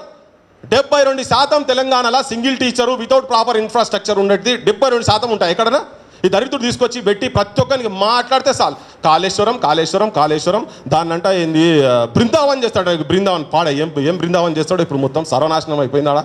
బృందావనాలు చేసి ఇక పార్కులలో పోయి ఈ షటిల్ బ్యాడ్మింటన్ ఆడుకుంటూ కూర్చోవాలి. అందుకే అందరికీ విజ్ఞప్తి సార్, అదే ఈ బృందావనాలు చూపించి అబ్బాయి ఏం చేసిండు కేసీఆర్ అడుగు. సిద్దిపేట పోతే అరే క్యా బనాయ్ భాయ్ పూరా తెలంగాణ కైసా హోగా బోర్ జోగో సిద్దిపేట మీద కైసా అటెంకల కరీంనగర్ అటెంకల పోయి ఇట్లా వస్తుంటే ఇవే మాటలు చెప్తారు, పిచ్చి మాటలు. అరే తెలంగాణ ఇది కాదని ఆయన రా మా ఊర్లోకి వచ్చి చూడు ఎట్లున్నా చూడండి. అందుకనే ఫస్ట్ ఇన్ఫర్మేషన్ అయితే మళ్ళీ మూడోసారి చెప్తున్నా మీకు, ఇది మళ్ళీ చెప్తున్నాను అంటే నిజంగా మనం జనానికి ఏమైనా చెప్పదలుచుకుంటే మాత్రం ఇంట్లో పాలిటిషియన్స్ ఇన్వాల్వ్ చేయకండి ప్లీజ్. దయచేసి మీరు ఆలోచించండి, ఇది నా విజ్ఞప్తిగా. పాలిటిషియన్స్ ఇన్వాల్వ్ చేయకండి. పాలిటిషియన్స్ కన్నా ఎక్కువ వాళ్ళకు ఊరూరికి కమిటీలు ఉన్నాయి కదా సార్, ఊరూరికి పార్టీ స్ట్రక్చర్ ఉన్నది, వాళ్ళకి అంత సిన్సియర్ అయితే కొట్లాడతారు, కింద కొట్లాడతారు. కానీ వాళ్ళు చెప్తే ఇది నిజం కూడా రాజకీయం 2 నిమిషాలలో కథం పెట్టిస్తాడు, బాగా తాగి కాళ్ళు ఊపుకుంటూ వచ్చి ముచ్చట చెప్తాడు. అది ఎట్లా అంటే ఇక పూస కూర్చున్నట్టు ఒక్కొక్కటి అన్నీ చెప్తాడు. చెప్పే వరకు మా జనాలంతా ఇక నిలబడి టీవీలో కూడా కూర్చొని ఏం జాన్లో కొద్ది మజాకులు చెప్తాడు, పిచ్చి మాటలు తిక్క మాటలు చెప్పుకుంటా ఆ జనాన్ని రంజింపజేస్తాడు, కథం అయిపోతుంది. కానీ ఏంటంటే ఇప్పుడు ఆ సిచ్యువేషన్కి వెళ్ళి ఫస్ట్ జనంకు ప్రాపర్ ఇన్ఫర్మేషన్ కాళేశ్వరం గురించి, తను ఏం చేస్తుండే ప్రాజెక్టుల గురించి అనేది ఒకటి వేసి దాని విషయంలో ఎక్కడన్నా ఏమన్నా చేస్తే మాత్రం మా వంతుగా మేమైతే అవుట్ రైట్ ఉన్నాం సార్ దాన్ని కొట్లాడేందుకు. అందుకే నాడు పోలీసు వాళ్ళు ఆపుతారన్న కానీ పోయినాం. ఆఖరి ముచ్చట ఏంటంటే కొట్లాడతామా లేదా అనేటందుకు 2001లో మేమే పోయి ఫస్ట్ ఈ దరిద్రుడు తెలంగాణకు అక్కర రాడని చెప్పి పోయి ఆఫీస్ అంతా వలగొట్టి వచ్చినాం జలదృశ్యంలో. బహుశా వీళ్ళకి తెలుసో తెలియదు కానీ 2 DCMల మంది పోయి ఒక పని చేసి వచ్చిన వాళ్ళం కనుక ఇప్పటికి అట్లనే ఉన్నాం. కొంతమంది మధ్యలో అతనితో పోయి రావచ్చు కానీ ఇప్పటికి మేము అట్లనే ఉన్నాం, అట్లనే కొట్లాడతాం. దేనికంటే దానికి ఆడికైతే దేనికంటే దానికి రెడీ ఉన్నాం. ప్రాణాలు ఓడగొట్టుకునేది లేదు కానీ అందరు ప్రాణం ఓడగొట్టుకునేది లేదు. జనానికి ఇన్ఫర్మేషన్ చేస్తే వాళ్ళే కేసీఆర్ కుటుంబాన్ని పొందబెడతారు. జై తెలంగాణ. లక్ష్మీనారాయణ గారు చేసినటువంటి కృషిని మనం అందరం కూడా అభినందించాల్సిన అవసరం ఉంది ఎంతైనా. ఈ యొక్క చర్చా వేదికలో వారి ప్రజెంటేషన్ కూడా చాలా అద్భుతంగా అసలు ఎలా జరిగింది, కాళేశ్వరం యొక్క కుట్ర కుతంత్రాలు వాళ్ళు బహిరంగంగా మనకు బయటపెట్టడం జరిగింది. ఇదే కాళేశ్వరానికి సంబంధించి ఇంత అవినీతి జరిగిన విషయాన్ని బయటపెట్టిన తర్వాతే మనకు అందరూ ఇప్పుడు సంబంధించినటువంటి ముఖ్యమంత్రిని ప్రశ్నించడం మొదలుపెట్టాం. కానీ ఆయన మొదటిసారి ముఖ్యమంత్రి అయిన తర్వాతనే దోచుకోవడం మొదలుపెట్టాడు. బ్యూరోక్రసీకి సంబంధించినటువంటి IAS IPSలను ఏ విధంగా ఆయన గుప్పిట్లో పెట్టుకున్నాడు అనడానికి ఇప్పుడు మన బ్రదర్ చెప్పినట్టు ఆకునూరు మురళి గారే సాక్ష్యము. వారిని ఏ విధంగా తెలంగాణలో పనిచేయకుండా తరిమేసిండో ఈ కేసీఆర్. ఇలాంటి దుర్మార్గులు మొదటి నుంచి చేసుకుంటూ వస్తూనే ఉన్నాడు. కానీ దాన్ని ఎవరు కూడా అడ్డుకోలేకపోయారు. ఇవాళ మనకు కాళేశ్వరం యొక్క ఈ యొక్క అవినీతి ద్వారా మనం అందరం ఒక తాటిపైకి వచ్చి ఒక నిర్ణయం తీసుకోవాల్సిన అవసరం ఉంది. ముఖ్యంగా ఇప్పుడు పెద్దలు చెప్పినట్టు లక్ష్మీనారాయణ గారు వారి యొక్క ప్రజెంటేషన్లో ఒక TMCకి కనీసము 46 నుంచి 50 కోట్ల రూపాయలు ఖర్చు అవుతుంటే మరి అది రైతులకు కానీ ఈ యొక్క అగ్రికల్చర్ కానీ ఏ విధంగా ఉపయోగపడుతుంది అనేది కూడా మనము ప్రశ్నించాల్సిన అవసరం ఉంది. అలాగే ఈ కన్స్ట్రక్షన్ డిజైనింగ్ కూడా ఇరిగేషన్ మినిస్ట్రీ ఆయన దగ్గర పెట్టుకున్నాడు. ఆయనే ఒక అపర ఇంజనీరు, అపర భగీరథుడు అని ఎన్నో ప్రగల్భాలు పలుకుంటూ ఈరోజు మరి దానికి నిర్మాణం చేసినప్పుడు ఒక సరైన నిర్మాణం మనకు ముఖ్యంగా ప్రొటెక్షన్ వాల్తో పాటు చాలా ప్రాంతాలలో ఫ్లడ్ బ్యాంక్స్ అనేటివి పెడతారు. దేశ విదేశాలలో మనం ఈ యొక్క బ్యాక్ వాటర్ వచ్చినప్పుడు దాన్ని కంట్రోల్ చేయడానికని ఫ్లడ్ బ్యాంక్స్ పెట్టడం జరుగుతుంది. ఆ ఫ్లడ్ బ్యాంక్స్ కూడా ఎక్కడ నిర్మాణం చేయలేదు. మరి ఇంత దుర్మార్గమైన నిర్మాణం చేసుకుంటూ వెళ్తున్నా కూడా ఈరోజు ఆ పంప్ హౌజులు మునగడానికి ఏదైతే నాణ్యత లేని కన్స్ట్రక్షన్ చేయడం వల్ల గోడ కూలిపోవడం వల్ల జరిగింది. కాబట్టి మెగా కృష్ణారెడ్డిని మొట్టమొదట అరెస్ట్ చేయాల్సిన అవసరం ఉన్నది. అట్లాగే ఈ యొక్క రాష్ట్రం మీద కేంద్ర ప్రభుత్వం తక్షణం చర్య తీసుకోవాలి, CBI ఎంక్వైరీ చేయాలి. ఇక్కడ జరుగుతున్నటువంటి అవినీతులను ప్రశ్నించాలని నేను ఖచ్చితంగా చెప్తున్నాను. కరెంటు ద్వారా ఎన్ని కోట్ల రూపాయలు ఖర్చు అవుతుంది ఈ యొక్క ప్రాజెక్ట్కి. దీనికి ఆల్టర్నేట్గా ఇంకేదైనా సోలార్ సిస్టమ్ కానీ ఇంకేదైనా సిస్టమ్ ద్వారా కూడా మరి దీన్ని ఏమైనా ప్రయోజకంగా మనం ముందుకు తీసుకెళ్లే అవకాశం ఉంటుందా అనేది కూడా ఆలోచన చేయాలి. ఇంకో విషయం ఏంటంటే ఇప్పుడు ఉన్నటువంటి కేసీఆర్ ఇదొక అద్భుతంగా అంటే 7 వండర్స్ ఏ విధంగా అవుతున్నదో ఇది 8వ వండర్ అయిపోయింది. ఈ చేసిన కాళేశ్వరం ప్రాజెక్ట్ అనేది 8వ వండర్ అయిపోయింది. నాకైతే ఖచ్చితంగా చెప్తున్నాను, మనం తీసుకునే నిర్ణయాలలో ఖచ్చితంగా బహుజన్ సమాజ్ పార్టీ ముందుంటుంది. ఎలాగైతే ఆకునూరు మురళి సార్ని కేసీఆర్ ఏ విధంగా అయితే ఇబ్బంది పెట్టిండో ఆ విధమైన ఇబ్బందులు పిల్లల భవిష్యత్తు గురించి పాటుపడుతున్నటువంటి RS ప్రవీణ్ కుమార్ గారికి కూడా ఇబ్బందులు రాబోతాయని ముందు చూపుతోనే వారు కూడా రాజీనామా చేసి బహుజన్ సమాజ్ పార్టీకి రావడం జరిగింది. నేను ఒకే ఒక విషయం చెప్తున్నాను. ఈరోజు మనకు ఆంధ్రాలో మనకు వైజాగ్ దాటిన తర్వాత అది ప్రకృతి పరంగా ఒక బొర్రా కేవ్స్ అనేది బొర్రా కేవ్స్ అందరం కూడా టూరిస్ట్ స్పాట్గా చూడడానికి వెళ్తాం. కానీ ఇప్పుడు మనకు అది ఆర్టిఫిషియల్ బొర్రా కేవ్స్గా కాళేశ్వరం కాబోతుంది. రేపు రాబోయే రోజులలో బొర్రా కేవ్స్ చూడడానికి వెళ్ళినట్టు ఒక టూరిజం స్పాట్ లాగా ఈయన పెట్టినటువంటి సొరంగాలలో వెళ్ళి ఆ అద్భుతాలు చూసి రావడానికే కానీ వాటర్కు సంబంధించి కానీ ప్రజలకు సంబంధించిన కానీ రైతులకు సంబంధించి కానీ ఎలాంటి ఉపయోగం ఉండదు. అంటే టూరిస్ట్ స్పాట్ కడుతున్నాడా ప్రజలకు ఎంటర్టైన్మెంట్ గురించి అని మన యొక్క 1,30 కోట్ల రూపాయలు మరి ఏ విధంగా దుర్మార్గంగా ఆయన మోసపూరితంగా ప్రజలు మోసం చేశాడు, వారిని నిలదీయాల్సిన అవసరం ఉంది. దీనికి తప్పకుండా బహుజన్ సమాజ్ పార్టీ మనం ఒక ఏకతాటిపై నిర్ణయం తీసుకునే దాంట్లో మేము వెంట ఉంటామని తెలియజేసుకుంటూ ఈ అవకాశం ఇచ్చినందుకు ధన్యవాదాలు తెలియజేసుకుంటున్నాను. జై భీమ్, జై భారత్. Thank you. ఆయన కేవలం ఆయన కూడా మేము కూడా అందరం కూడా మాట్లాడుతున్నట్టు కేసీ కోదండరామ్ గారు అయితే చాలాసార్లు వారిద్దరి మధ్యన కూడా ఉద్యమం ఎట్లా నడపాలనే దాని విషయంలో కూడా చాలాసార్లు విభేదం వచ్చి దాన్ని కోఆర్డినేట్ చేసుకోవడంలో కూడా నేను కూడా ఉన్నాను, వారందరికీ తెలిసి విషయం. అంటే కేసీఆర్ ఆ రోజు మాట్లాడింది అన్నీ కూడా తెలంగాణ సమాజము నమ్మినం. ఆయన మన భాషనే మాట్లాడిండు ఆ రోజు. తెలంగాణ సమాజం యొక్క అవసరం గురించే మాట్లాడిండు, ఆ కళల గురించే మాట్లాడిండు. కానీ ఆ కళలన్నీ కూడా కళలు చేసి ఆయన పీఠానికి వచ్చిన తర్వాత చేసినటువంటి పని దాంట్లో కాళేశ్వరం ఒక అంటే ఇదే పెద్ద ఇప్పుడు అన్నగారు అన్నట్టుగా ఇది భవిష్యత్తులో చాలామంది నిపుణులు కూడా లక్ష్మీనారాయణ గారు అయితే మొదటి నుంచి కూడా కాళేశ్వరం సంబంధించినటువంటి అనేక అంశాలను దాంట్లో ఉన్న లోపాలను ఎత్తి చూపినారు. అంతకుముందున్నటువంటి కాంగ్రెస్ గవర్నమెంట్లో చేసినటువంటి డిజైన్లో ఏవైతే పాజిటివ్స్ ఉన్నాయో గమ్మత్ ఏంటంటే మనం ఇక్కడ ఉన్న ఇంజనీర్లకు అందరికీ తెలుసు. ఆయా కాంగ్రెస్ పార్టీ చేసి రాజశేఖర రెడ్డి గారు చేసినప్పుడు జలయజ్ఞం పేరుతో చేసినటువంటి డిజైన్కు ఏదైతే ఏజెన్సీ ఉందో అదే ఏజెన్సీ అది కరెక్ట్ కాదు, ఇది కరెక్ట్ కేసీఆర్ చెప్పిందని మళ్ళీ ఇచ్చింది. ఆయా టెక్నికల్గా ఏంటంటే ఏ ఏజెన్సీ అయితే ముందు రాజశేఖర రెడ్డి గారి టైంలో ఉన్నటువంటి డిజైన్ కరెక్ట్ అన్నదో అదే ఏజెన్సీ కేసీఆర్ గారు ప్రభుత్వానికి వచ్చిన మరుక్షణము ఈయన రీడిజైన్ అని అంటే ఈయన కోసం అది తప్పు, ఇగో ఇది కరెక్ట్ అని ఇచ్చింది. సో అక్కడ మన సమాజం మొత్తం లేవాల్సినటువంటి అవసరం ఉంది, పర్టికులర్గా ఇంజనీర్స్ అంతా లేవాల్సిన అవసరం ఉంది. ఎందుకంటే సేమ్ ఏజెన్సీ తప్పు చెప్తుంది, ఈయన రాగానే ఈయన మాట చెప్పింది, దాని రీడిజైన్ కోసమే చెప్పింది. Redesign is nothing but for the open the corruption. నాకు ఉన్న అనుభవం నేను చెప్తున్నా. నేను విద్యాసాగరరావు గారు చనిపోయినటువంటి విద్యాసాగరరావు గారు తర్వాత ఒకరిద్దరు ఐఏఎస్ ఆఫీసర్స్ నాయన నరసింహారెడ్డి గారు వీళ్ళందరూ ఉన్నప్పుడు మిషన్ భగీరథ మీద చర్చ జరిగింది.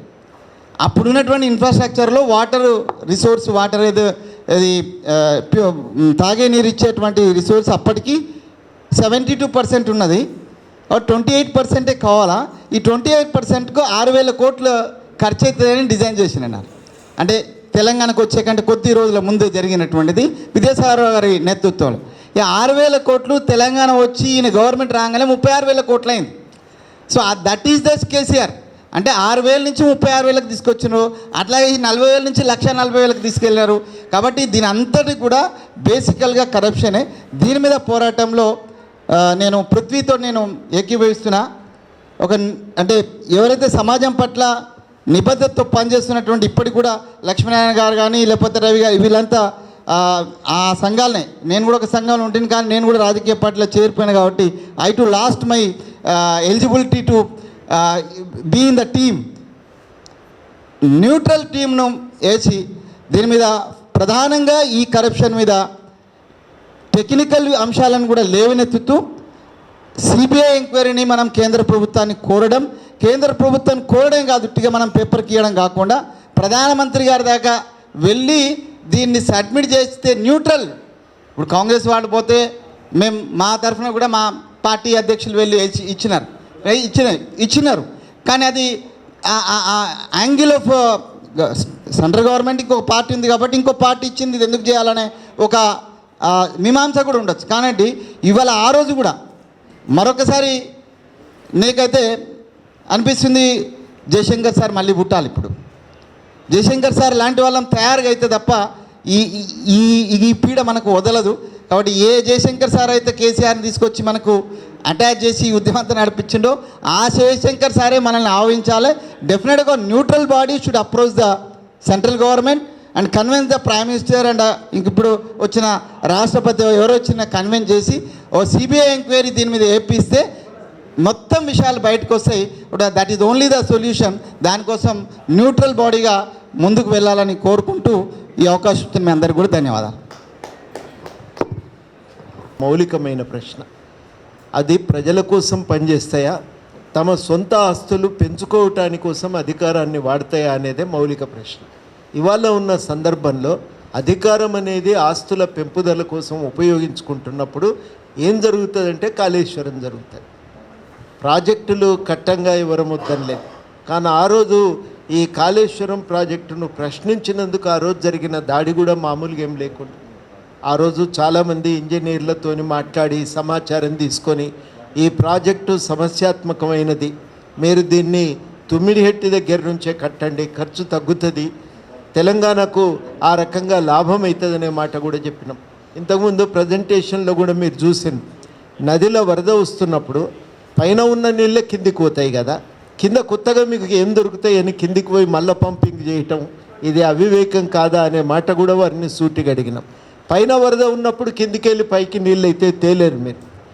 ఆడ మీరు పోతే నేను ఈ చెన్నూరు ఈ ప్రాంతం పోయిన సంవత్సరం నుంచి ఒక 3-4 సార్లు వెళితే అక్కడ ప్రతి ఒక్కరు కూడా చెప్పే మాట ఏంటంటే, ఇంత వరదను కట్టలు కట్టి ఎక్కడ ఆపుతావు సార్, అయ్యే పని కాదు, అందుకని జూన్ నెల నుంచే గేట్లు ఎత్తి నదిని ప్రవాహాన్ని వదిలిపెట్టాలి, అట్లా వదిలిపెడితే తప్ప ఈ అనర్థాలను ఎదుర్కోవటం అనేది సాధ్యం కాదు అని.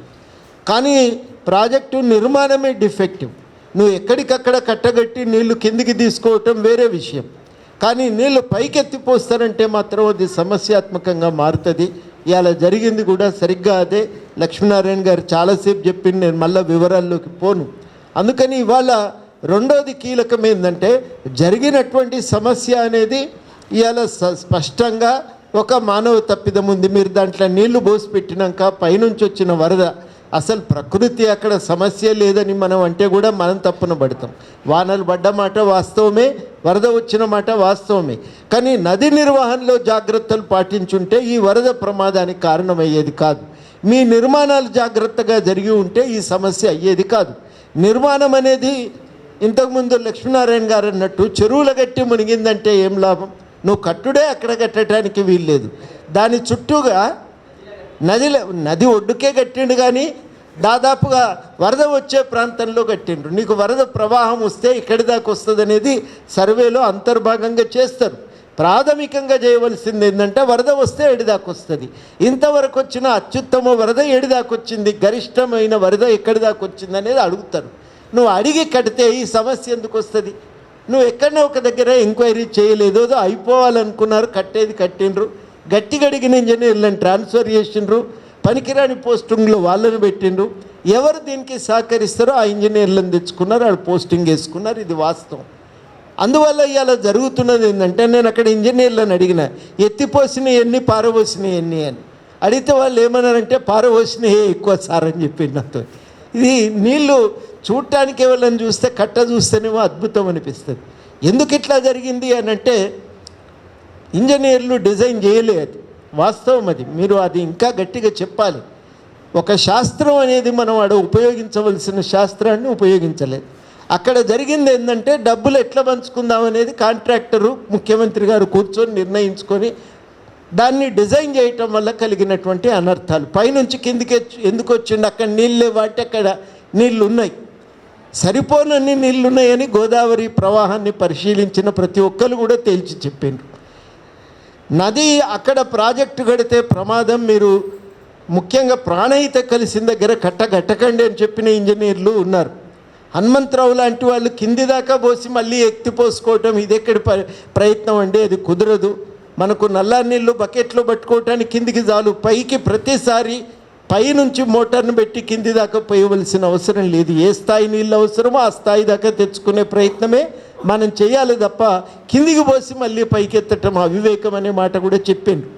తెలియక కాదు, చెప్పలేని కదని కాదు, నాకు అందిన సమాచారం మేరకు విద్యాసాగర్ రావు గారు కూడా దీనిపైన అభ్యంతరాలు చెప్పిండని చనిపోవటానికి ముందు. ఇవన్నింటినీ పక్కన పెట్టి ఎందుకు కట్టిండంటే, ఎక్కడ లాభం ఉందో అక్కడ కట్టుకున్నారు. ఇది వాస్తవం. ఇది ఇక దీంట్లో దాపరికాలు ఏం అవసరం లేదు. ఇది సందర్భంలో నేను అడుగుతున్న ప్రశ్న ఏంటంటే, ప్రభుత్వం మీ ఆస్తుల సంపాదన కోసమా మా సంక్షేమం కోసం ఉందా అనేది మనం ఇవాళ సీరియస్గా అడగవలసిన ప్రశ్న. వాళ్ళ ఆస్తుల సంపాదన కోసం అయితే అది ఉండటానికి అర్హత వాళ్ళు కోల్పోయారనేది మనం నిర్ద్వందంగా తేల్చి చెప్పాలి. సంక్షేమం కోసం పనిచేయవలసి వస్తే ఆ పని చేయలేదనేది కూడా అర్థమవుతుంది. ఈ ప్రాజెక్టు మిషన్ భగీరథ చేయబట్టి రాష్ట్రం అప్పుల పాలైపోయింది. ఇవాళ ఉన్న ప్రధానమైన సమస్యకు ఈ 2 ప్రాజెక్టులే కీలకమైన కారణం. ఇవి లేకపోతే దీని మీద 30,000 40,000 కోట్లు మిగిలేవి, దాని మీద 30,000 కోట్లు మిగిలేవి. ఈ 2 వెరసి ఇవాళ రాష్ట్రంలో అప్పుల శాతం పెరగటానికి ఇవి 2 ప్రధానమైన కారణం. ఆ అప్పులు కట్టలేక ఇవాళ జీతాలు ఇవ్వలేక ఇవాళ రాష్ట్ర ప్రభుత్వం ఇబ్బంది పడుతున్న సంగతి అందరికీ తెలిసిందే.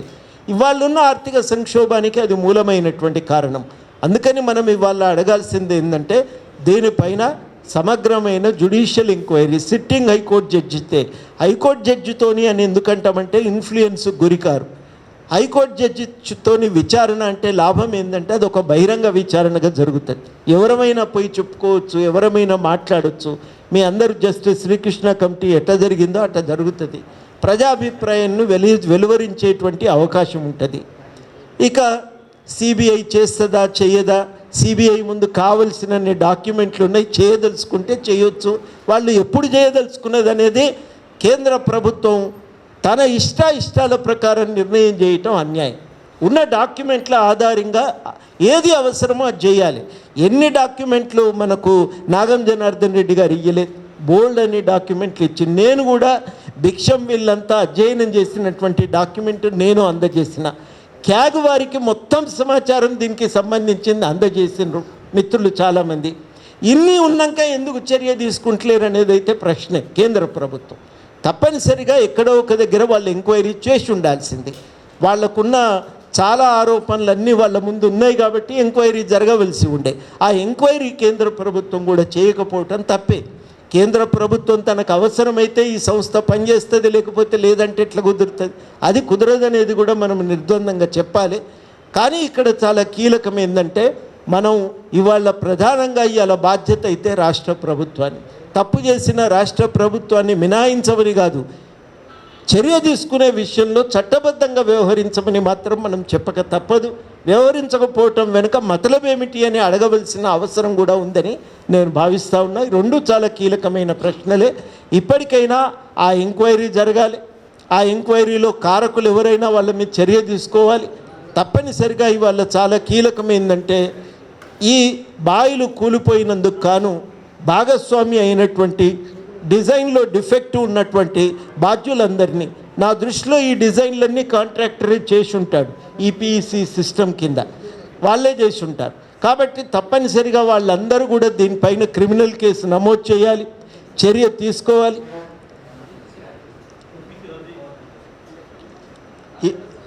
ఏదున్నా బాధ్యులు ఎవరున్నా వాళ్ళని మాత్రం చర్యలు తీసుకోవాల్సిందే, క్రిమినల్ కేసులు నమోదు చేయవలసిందే అని మనం చెప్పాలి.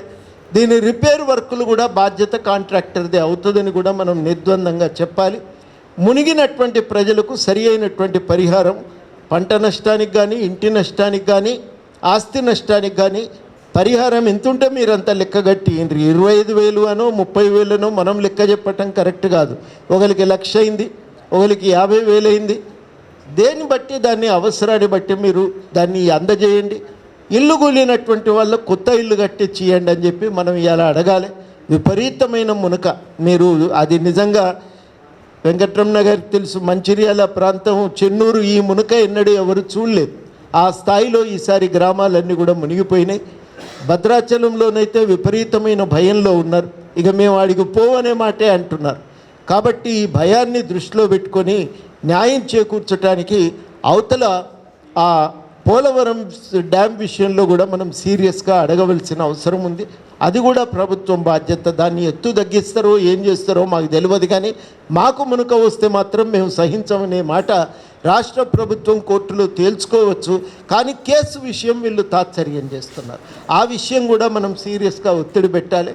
మీరు కూడా ఒక రిప్రజెంటేషన్ ఈ అన్ని డిమాండ్స్తో జర్నలిస్ట్ ఫోరం తరఫున చీఫ్ సెక్రటరీకి ఇస్తే బాగుంటుంది అనేది నా సూచన. ఆఖరిగా ఒక విజ్ఞప్తి ఏంటంటే రాజకీయ నాయకులు అనగానే పాపాత్మలు అనుకోకండి. ఎంతమంది మాట్లాడటానికి సిద్ధపడితే అంతమందితో మాట్లాడించాలి. మాట్లాడటానికి కావలసిన సమాచారం ఎవరు ఇవ్వాలి? మీరు ఇవ్వాలి, మీరు ఇవ్వాలి. నమ్ముతున్నాం కాబట్టి మన విలువలను మనం నలుగురికి తెలియజెప్పవలసిన బాధ్యత మనకుంది. ఇంటరా అయినరా వాళ్ళు పాపం అది, కానీ చెప్పవలసిన బాధ్యత మన మీద ఉంటుంది. అందరికీ చెప్పాలి. ఎవరి కార్యాచరణ వాళ్ళు గట్టిగా మనం ఆశించాలి. తీసుకోకపోతే అప్పుడు మందలించాలి. ఈ బాధ్యత మన మీద ఉంటుందని కూడా నేను భావిస్తున్నాను. థ్యాంక్స్. కాళేశ్వరం ప్రాజెక్టు వాస్తవాలు వక్రీకరణ సభకు అధ్యక్షత వహించిన పల్లెరవి గారు, ఇక్కడికి వచ్చేసిన పెద్దలందరికీ, మీడియా వారికి అందరికీ కూడా హృదయపూర్వక నమస్కారాలు తెలియజేసుకుంటూ, మిత్రులారా సమయం అయిపోయింది కాబట్టి ఇప్పటికే చాలా విషయాలు ప్రస్తావించారు. అయినప్పటికీ కూడా క్లుప్తంగానే 2-3 విషయాలకే చెప్తూ, విషయం ఏంటంటే మొదట్లోనే చాలా మిత్రులు అన్నారు మాట్లాడలేదు ఈ అంశాల మీద అనేది. సరైనది కాదు. తెలంగాణలో కానీ దేశంలో కానీ బుల్డోజ్ పాలిటిక్స్ నడుస్తున్నాయి.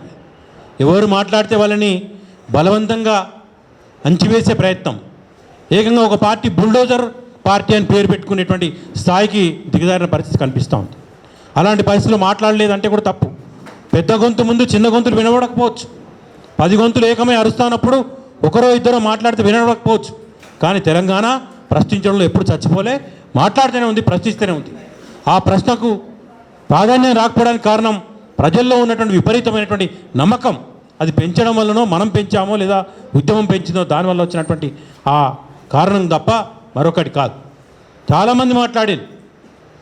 ఆకునూరు మురళి గారు రిజైన్ చేసిన ఐఏఎస్ పదవికి ఆ రోజే మాట్లాడి, నేను ఇంటర్వ్యూ చేసిన ఫస్ట్ ఇంటర్వ్యూ జర్నలిస్ట్గా, ఒక కాళేశ్వరం ప్రాజెక్టులో 1000 కోట్లు అంటే నాకు 1000 స్కూళ్ళు గుర్తొస్తాయని మాట్లాడిన ఆయన.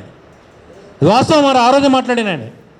మరి మిగతా పార్టీలు ఎందుకు ఆయన సపోర్ట్ చేసి బయటకు రాలే అంటే, వస్తే ఎవరికి మైలేజ్ వస్తుంది అనేటువంటి ఒక రకరకాల కారణాలు కావచ్చు, కానీ మాట్లాడలేదనేది తప్పు.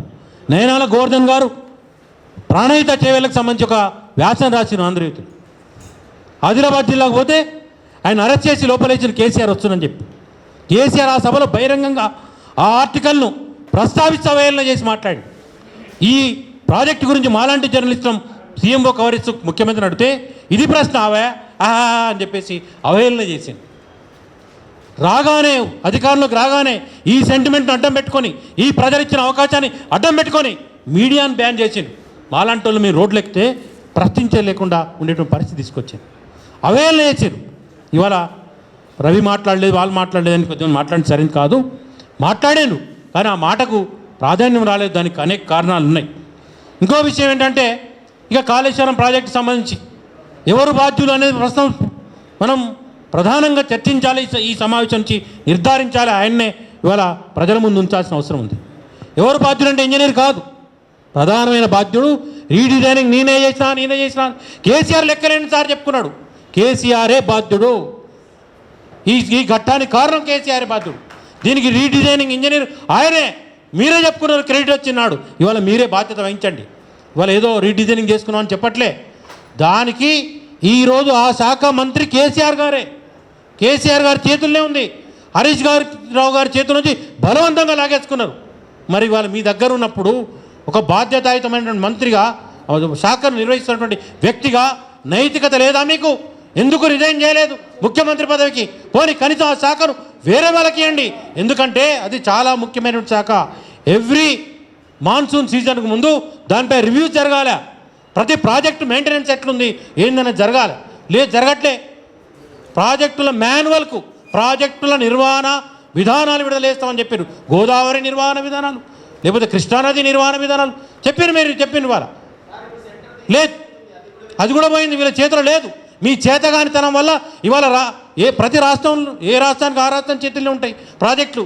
మీ చేతగాని దద్దమ్మ విధానాల వల్ల ఇవాళ మన చేతుల్లోంచి ప్రాజెక్టులు లాక్కున్నారు. వాళ్ళు ఏం చెప్తే అది వినాల్సిన అవసరం ఉంది. ఇవాళ రాష్ట్రాలు ఏమిటి లేవు, ఢిల్లీ పోయి ఎవరు చెప్పాలి? వాళ్ళ చేతులకు పోతా అంటే కూడా మీరు చేతులకు కట్టుకొని కూర్చున్నారు. అలా మీరు ఒక్కటి ఉన్నారని ఇవాళ చాలామంది మాట్లాడొచ్చు, బాధ అనిపించవచ్చు. పార్టీలకు అడుగుతాం ఖచ్చితంగా. అవినీతి జరిగిందని ఇలాంటి వాళ్ళు మేధావులు లెక్కలేనంతమంది మీకు ఫిర్యాదులు ఇచ్చారు. ఎందుకు స్పందించలే కేంద్రం? మీ ద్వంద్వ విధానం ఏంటి? మీ డ్యూయల్ రోల్ కారణం ఏంటి? మీరు సమాధానం చెప్పాలి. ఇక్కడ వచ్చి మీ నాయకులు అవినీతి జరిగింది, సిబిఐ ఎంక్వైరీ అంటాడు. నితిన్ గడ్కరీ వస్తాడు, అద్భుతమైన ప్రాజెక్ట్ అంటారు. జలశక్తి శాఖ మంత్రి గజేంద్ర సింగ్ షెకావత్ అద్భుతమైన ప్రాజెక్ట్ అని చెప్పంటాడు. నీతి ఆయోగ్ వచ్చేసి అద్భుతమైన ప్రాజెక్ట్ అని ప్రశంసలు ఇస్తారు, సర్టిఫికెట్లు ఇస్తారు. మీ డ్యూయల్ రోల్ ఏంది నాయన? ఇది అడగకూడదా? మేము ఇది ప్రశ్నించకూడదా? మీరు సిబిఐ ఈడీని వాడడానికి మీకు కాన్స్టిట్యూషన్ అడ్డం వచ్చినా అది ఇతర రాష్ట్రాలు చూడడం లేమేం? వస్తున్నాయా? రూల్స్ ఉన్నాయా? రాత్రికి రాత్రి ఎవడు లొంగకపోతే వాడు ఎవడు ప్రభుత్వాన్ని పడగొట్టాలంటే వానికి ఎమ్మెల్యేలను లోపరుచుకొని రాజకీయం కూడా వాళ్ళు వాడుకుంటారు. ఈ రాష్ట్రంలో కూడా ఒక ఉప ఎన్నిక వచ్చి రావడానికి కూడా ఆ ఈడీ సిబిఐ అనే అభిప్రాయం కూడా తెలుస్తూ ఉంది. మరి మీరు వాళ్ళు దాని గురించి చెప్పి తప్పించుకోలేరు. మీరు కూడా బాధ్యులే. సర్టిఫికెట్లు ఇచ్చిండ్రు, అనుమతులు ఇచ్చిండ్రు, లోపం జరుగుతామని చూసిండ్రు, చేతులు కట్టుకొని కూర్చిండ్రు. మీ ముఖ్యమంత్రి, మహారాష్ట్ర ముఖ్యమంత్రి దేవేంద్ర ఫడ్నవీస్ కాళేశ్వరం ప్రాజెక్టు శంకుస్థాపన కూడా వచ్చి కొబ్బరికాయ కొట్టి కూడా పోయిండు. మరి ఇంకేం చెప్తారు సమాధానం మీరు? కాబట్టి మీరు తప్పించుకోలేరు. మీరు కూడా బాధ్యులే. మీ చిత్తశుద్ధిని నిరూపించుకోవాలంటే, మీ ఈ అవినీతిలో మీకు భాగం లేదంటే ఖచ్చితంగా దీనిపై ఒక కార్యాచరణ కోసం లేదా మీరు ఒక యాక్షన్ ప్లాన్ కోసం ఒక టీంను పంపండి, లేదా విచారణ జరపండి. సిబిఐ ఎంక్వైరీ వేస్తారా, ఇంకే ఎంక్వైరీ వేస్తారా, వేయండి అని చెప్పినాం. ఒకవేళ వీళ్ళు వేరండి, రాజకీయ అవసరాల కోసం వేస్తారు. లక్ష్మీనారాయణ గారు నేను అడుగుతా ఉన్నాను, రిక్వెస్ట్ చేస్తున్నాను, లేదా ఈ కమిటీలో తీర్మానంలో కేసు వేసేటువంటి ప్రతిపాదన కూడా చేర్చండి. అవసరమైతే జర్నలిస్ట్ ఫోరమా లేదా ఇంజనీర్ ఫోరం నుంచి అయినా ఒక కేసు, ప్రైవేట్ కేసు హైకోర్టులో వేస్తారా, సుప్రీంకోర్టులో వేస్తారా, వేయండి. దానికి ఈ ఆధారాలు చాలు. గోడ కూలిపోయింది, నాసీ రకం కట్టడం, ఒక కాంక్రీట్ వాళ్ళు వరదకు కొట్టుకుపోయిందంటే మరి అది చెప్పండి. కాంక్రీట్ అంటే కాంక్రీట్ వాళ్ళు కొట్టుకుపోయిందంటే అది నాసీ రకమే. ఒక నాసీ రకం కాంక్రీట్ వాళ్ళు కొట్టుకోపోతే రికవరీ చేయాలి. నాకున్న అవగాహన వేరు యాజ్ ఎ జర్నలిస్ట్గా. నాగార్జున సాగర్లో నాసీ రకం పనులు చేస్తే సుబ్బరామిరెడ్డి నుంచి రికవరీ చేశారు. సుబ్బరామిరెడ్డి ఉన్నారు కదా, ఆయన కాంట్రాక్టర్. దానికి రికవరీ చేసి సార్ చెప్పాలి, రికవరీ చేసారు. మరి ఇక్కడ చేయండి. మెగా కిషన్ రెడ్డి నుంచి ఉదంతాలు ఉన్నాయి, సాక్ష్యాలు ఉన్నాయి, ఆధారాలు ఉన్నాయి. ఇదే రాష్ట్రంలో జరిగింది. మరి ఇక్కడ ఎందుకు జరగదు? మెగా కిషన్ రెడ్డి నుంచి ఎందుకు రికవరీ చేయరు? రికవరీ చేయాల్సినటువంటి అవసరం ఉంది. దానికి సార్ మీరు ఆల్రెడీ ఒక పక్కగా టెక్నికల్ ఇంజనీర్ ఉన్నారు, లా ప్రాక్టీస్ చేశారు. మీరే డైరెక్ట్ పిటిషన్ వేయండి.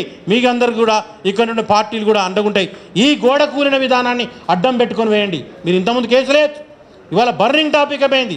తెలంగాణ సమాజం ముందుకు వచ్చింది కాబట్టి మీరు వేస్తే అండగా ఉండే అవకాశం ఉంది. కాబట్టి ఇలాంటి పరిస్థితుల్లో అందరం కూడా ఒక దాటి మీద ఉండాల్సినటువంటి అవసరం ఉంది. దీనికి అండగా నిలిస్తే తప్ప దీన్ని ఎదుర్కొనేటువంటి అవకాశం లేదు. ఇంకా లెక్కలేనటువంటి ప్రాజెక్టుల్లో అవినీతి జరిగింది, ఇంకా ఇతర ప్రాజెక్టులు కూడా అవినీతి జరిగింది. దీన్ని అడ్డం పెట్టుకొని కేంద్రం మళ్ళీ కుంటి సాకులు చెప్పడం మొదలు పెడతా ఉంది. అది కూడా బాధాకరం. దాని గురించి కూడా మనం